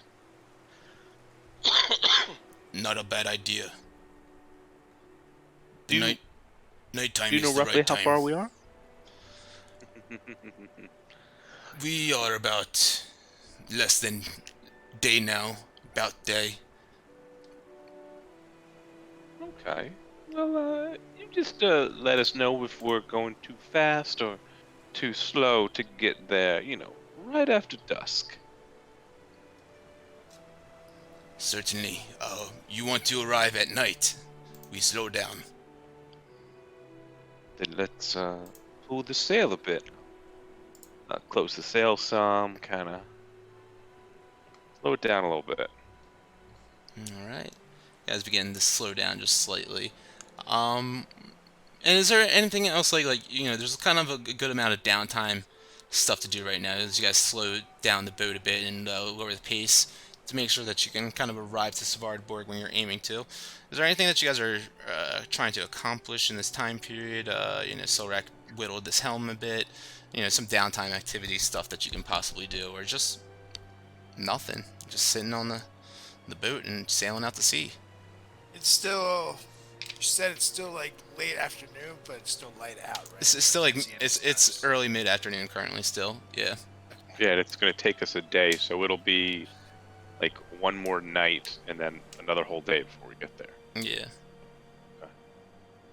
I'm laying in the bed, and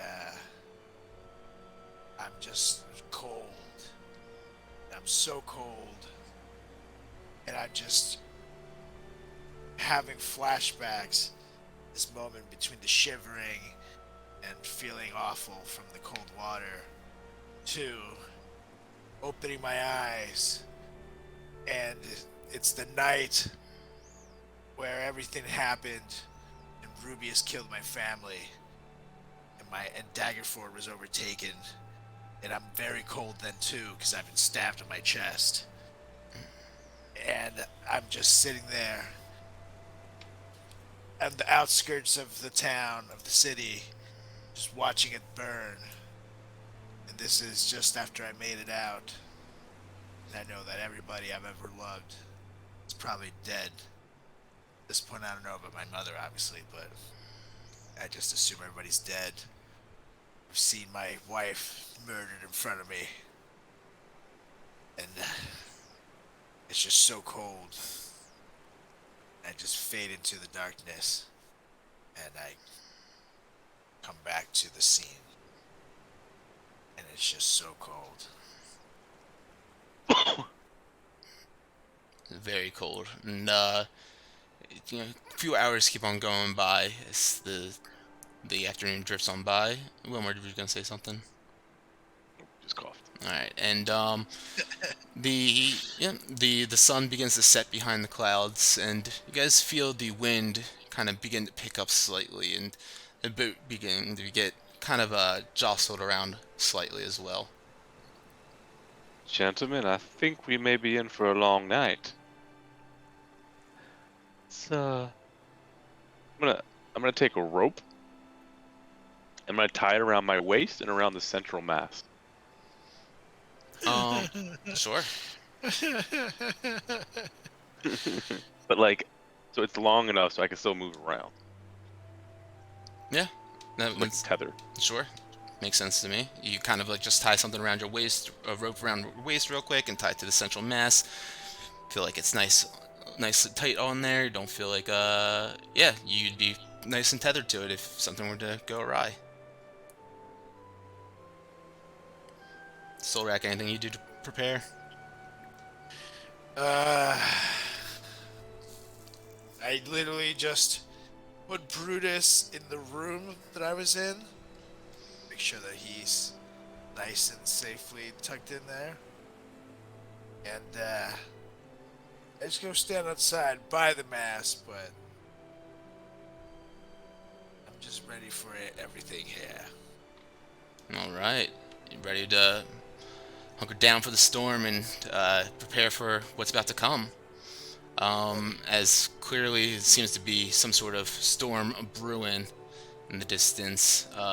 Definitely the sky begins looking a little more gray and ominous out there. Feeling light precipitation begin to just fall down a little bit. Crackling and rumbling of the thunder out in the distance. As I see the storm coming, I look over at Chaddington and say, "Hey, by the way, Chaddington, this reminds me. How's your nuts feeling?"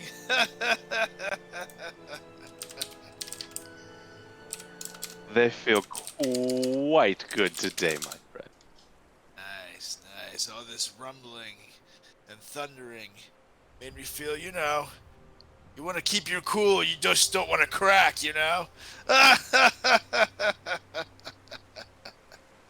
Ah, sure thing, Mr. Solrak. Sure thing. So you hunker down there in case things get a little too nutty tonight.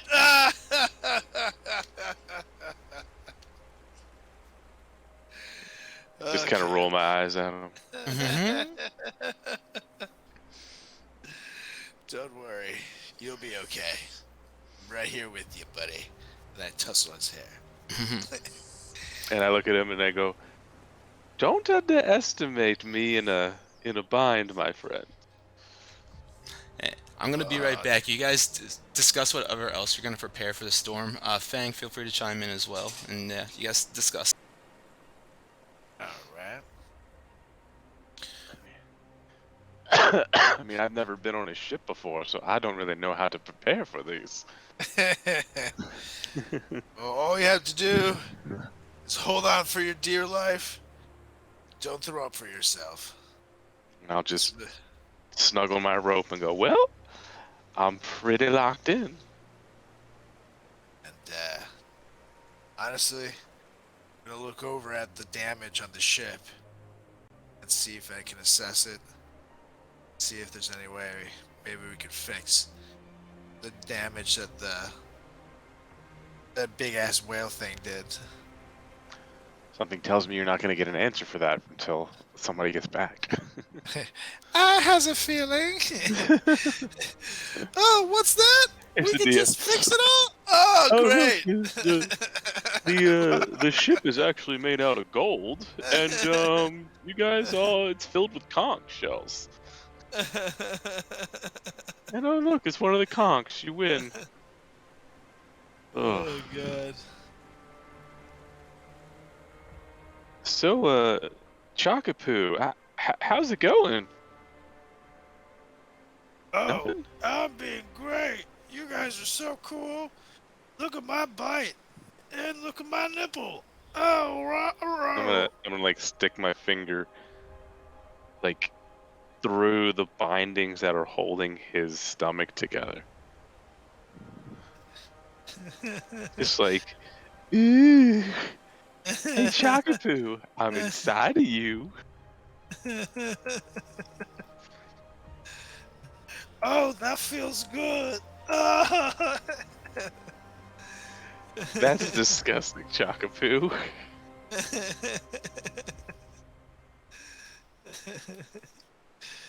I like it. Don't stop. Oh, Chocky, just a little bit further. Oh, Chucky. No, Chocope, no. Alright, so what's going on? Was there any So now you speak up. addition to the plans?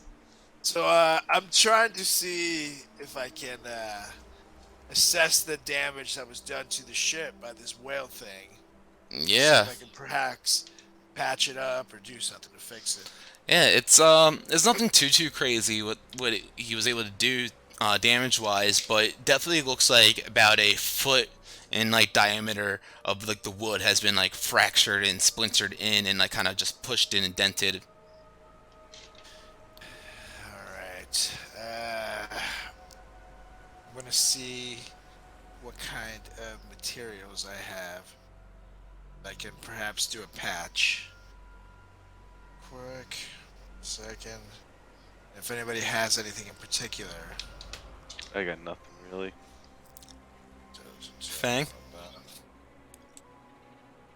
Excuse me, I'm so close, come on. Is Luke here? I thought he was. Did He's in the Discord, but I haven't heard anything from him in a while. Can you hear me? Alright, now I There you can. go. I hear you now. Yeah. I got nothing.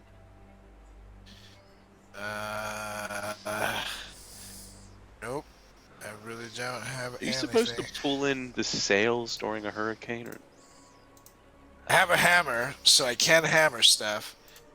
If there's any kind of wood that we can take off the boat, we can perhaps fix it. This isn't a 1990s video game where you just hammer it and then eventually a house appears. Duh, duh, duh.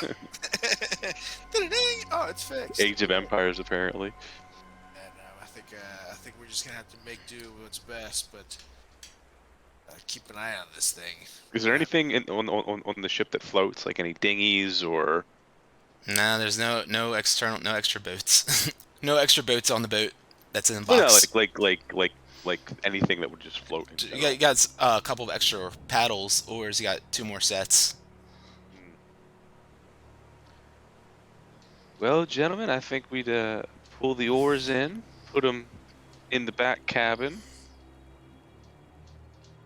and just get ready. I agree. That's all we can do. Let's hope this whale didn't do too much damage to the boat here. Or else... this might be the end of our quest. Look to the skies. Just get a little bit chilly, I guess. Other places I want to die. This is not one of them. I pray to the gods quietly. Make it through the storm. All right.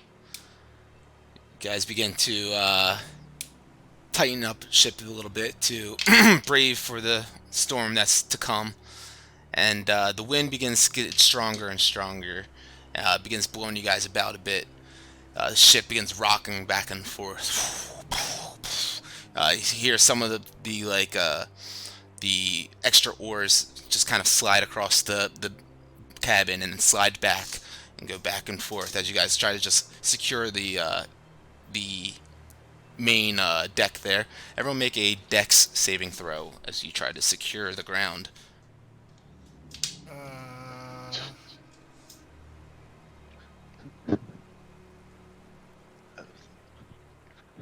Dex saving throw.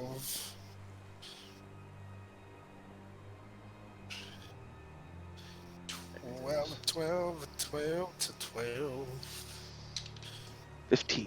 Cool. Boat begins rocking back and forth, jostling you guys all about.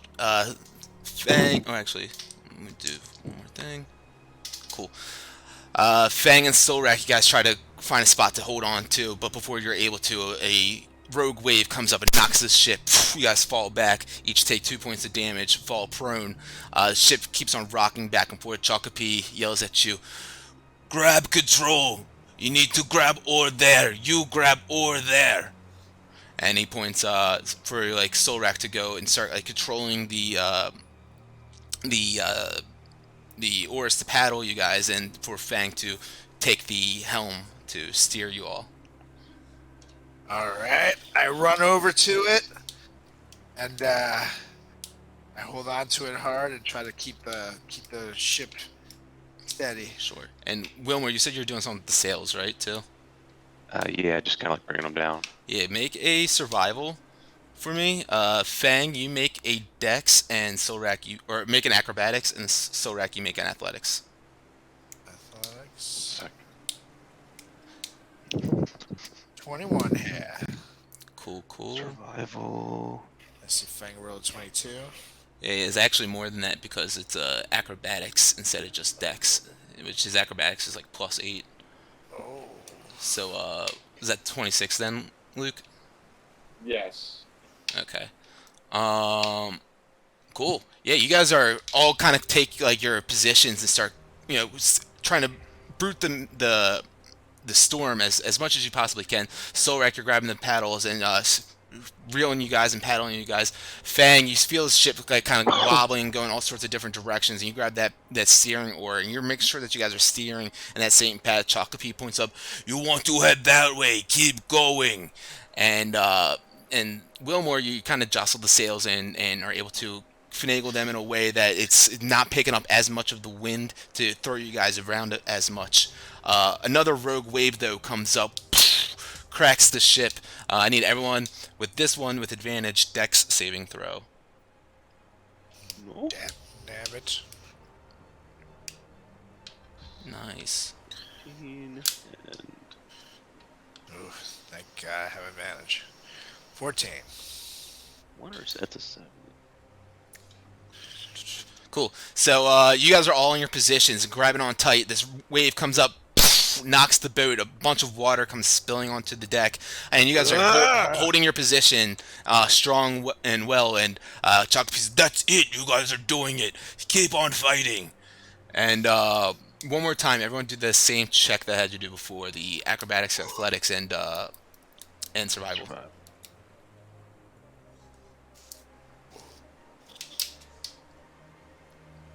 13.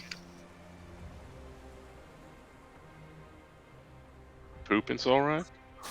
Smoking a bowl. Fang 14. I 13. don't know what you're talking about. I'm just sitting right here. So the ship begins to slow down a bit and feels like the wind is starting to blow against you now. Sorak, you try to paddle you all and keep pushing, but the wind is getting a little bit too strong. Fang, you're able to keep on steering you guys in that proper direction, and like fighting against the wind with all your might to be able to steer this oar and get you guys continue on this right path. And Wilmore, you're taking one rope on one side and pulling it and then adjusting it to the other side and just kind of playing along with the wind, and you're able to spin the sail in a direction to get you guys to catch that wind in this weird direction to get you floating off in the right way still.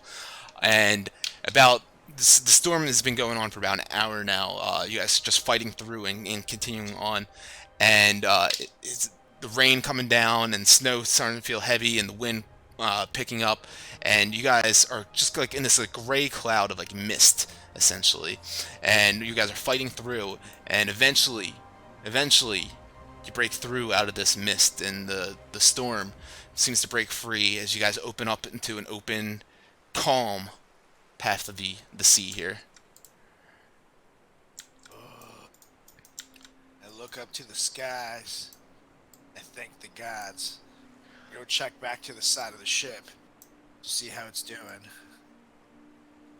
Yeah, you look to the side of the ship to see how it's doing. It's still obviously in the same kind of rough-looking position that it was before. Still has that nice like foot-like diameter crack in the siding there. Doesn't look like any water is like seeping in like much or anything, but it's definitely damaged. Nice. Alright.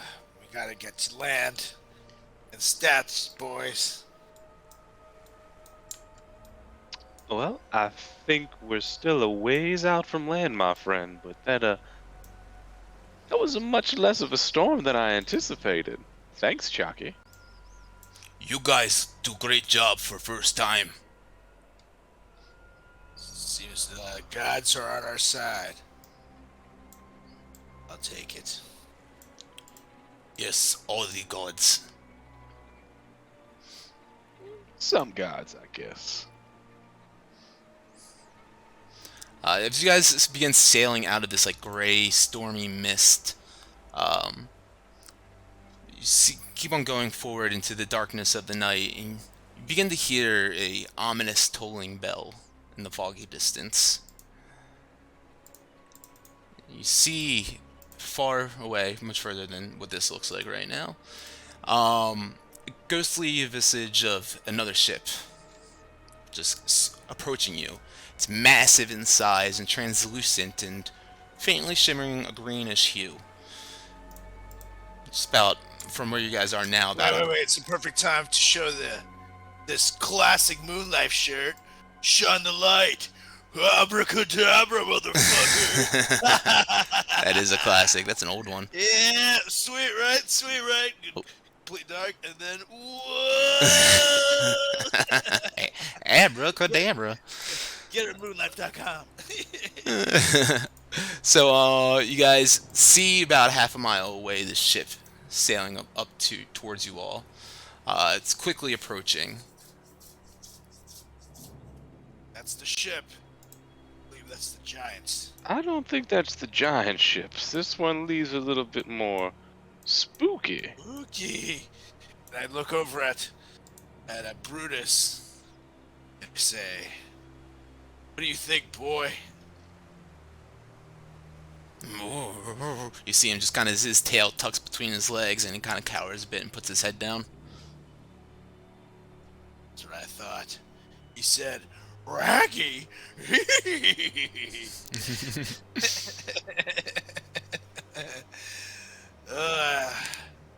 I don't like the look of these ships. We should steer around it here. I think I like that idea. I try to steer around it. Alright, you go to the helm and to the steering oar, and you start steering. Make a acrobatics check for me as you steer this ship. 12. You begin trying to just get out of the way of this translucent green glowing ship, and you start steering away. And as you do, it's weird because you're steering away, but you feel the ship start drifting almost sideways, as if it's pulling magnetically or by some sort of force in that direction. Chalky, what the hell is happening? I can't control the ship. Chalky no like. Geds? Well, I think we should just prepare. Can any of you speak to spirits?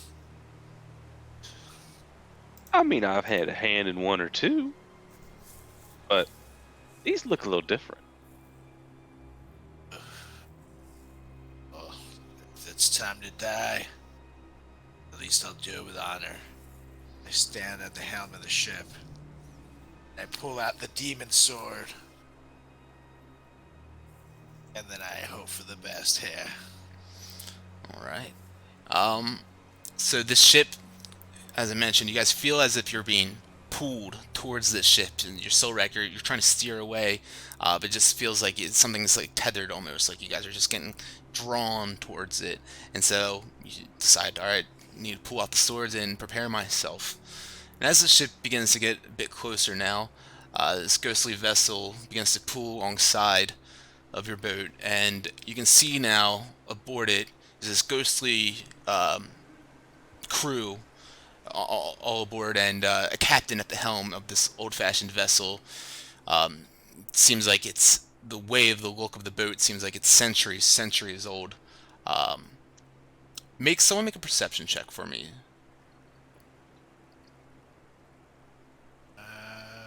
Just rolled one. An 17. 18. Hey. Cool.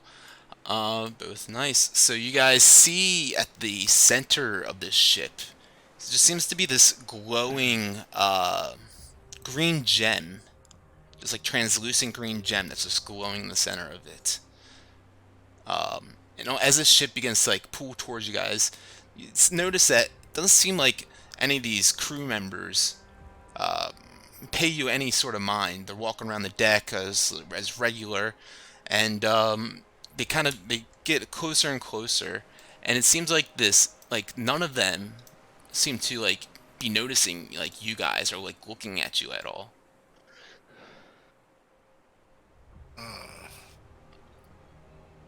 What the hell is going on here?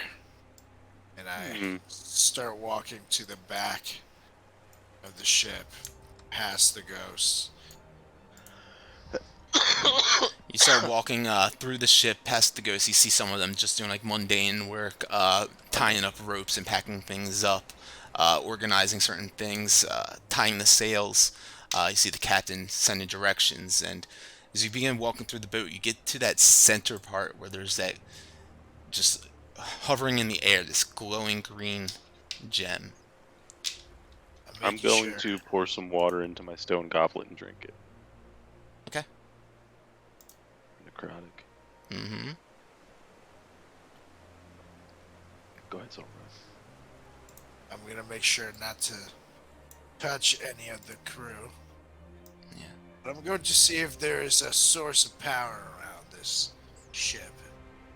Sure. The ship continues moving along with you guys, and both your guys' ships begin to meet and just seem to sit there in the ocean as the translucent ship here just seems to be stationary, parked right with you guys in the center of it. And with you guys in the center of it is also this, as I mentioned, this green glowing gem that's like translucent and floating there.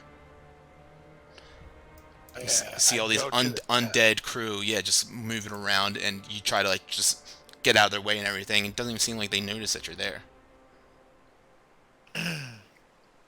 And how close to me is this gem? It's I mean, if you're at the center of the ship now, it's pretty close to you. You're in walking distance of it. All right, I'm gonna walk up to it and try to take it. Okay. You walk up to the ship, and you go up and you or walk up to the gem rather, and you walk up to it and you grab it, and holding in your hands now, you can see this glowing green gem, and everything around you starts like flickering, just like staticky, till finally it just blinks out of existence, and you're standing there with this green gem in your hand. You look at it, and it starts vibrating and spinning, and it begins to swirl in your hands. And as it swirls, you release it out of your hands, and this white light starts glowing from it. And the white light kind of just surrounds and shines all throughout the ocean in front of you all, illuminating the way. And as it does that, you see popping out of the water one reptilian head, massive in size and green skinned, and then another pops out about 10 feet away from it. You look over your shoulder, and another one erupts, and then another, and another, and another, until there's 7 of these massive reptilian heads emerging from the water surrounding your ship. Oh shit! Do you think you could put it back? You hear the roar of these 7 Hydra heads erupt all around you as this gem spins in the air and shatters into pieces, and the Hydras look at you. I don't think I can put it back. Hey, Chatterton, this might be one of those times where those blasts might be mandatory. So I start blasting.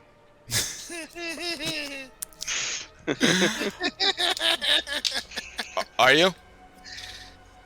Yeah, dude. Nah, not yet. Alright. Well, we shall see where this goes the next time we play together then. Okay. As these 7 heads of this Hydra emerge all around your ship. Each one head around each side of your guys' ship, essentially. Just all looking, each head looking in your guys' direction, looking very hungry. Fun. Holy fun. fuck. Why you gonna pick up random gems, dude? I mean, come on. We're cool. What about ghosts? Yeah, it was pretty cool. Alright, well, thank you guys for that. It was a fun game. It's still out to the sea, and pretty close to sword work. We'll definitely should be there by next game. So, yeah, with that, I think that pretty much covers it for the night. Yeah. Let's do it. Cool. I'm good next Sunday, yo. All right, gentlemen. Well, actually, I we'll talk about that because I won't be here next Sunday. So yeah, we can either do something during the week or we just skip this week altogether and then whatever. I can do But it during the week. I'll be we'll around. talk about it. All right, yo. Thank you guys for watching, for joining. Thank you, Jeff Greenspan, and have a good night. Watch out for those goblins under the stairs. Yeah. Peace out. Later, Gators. Later. See you.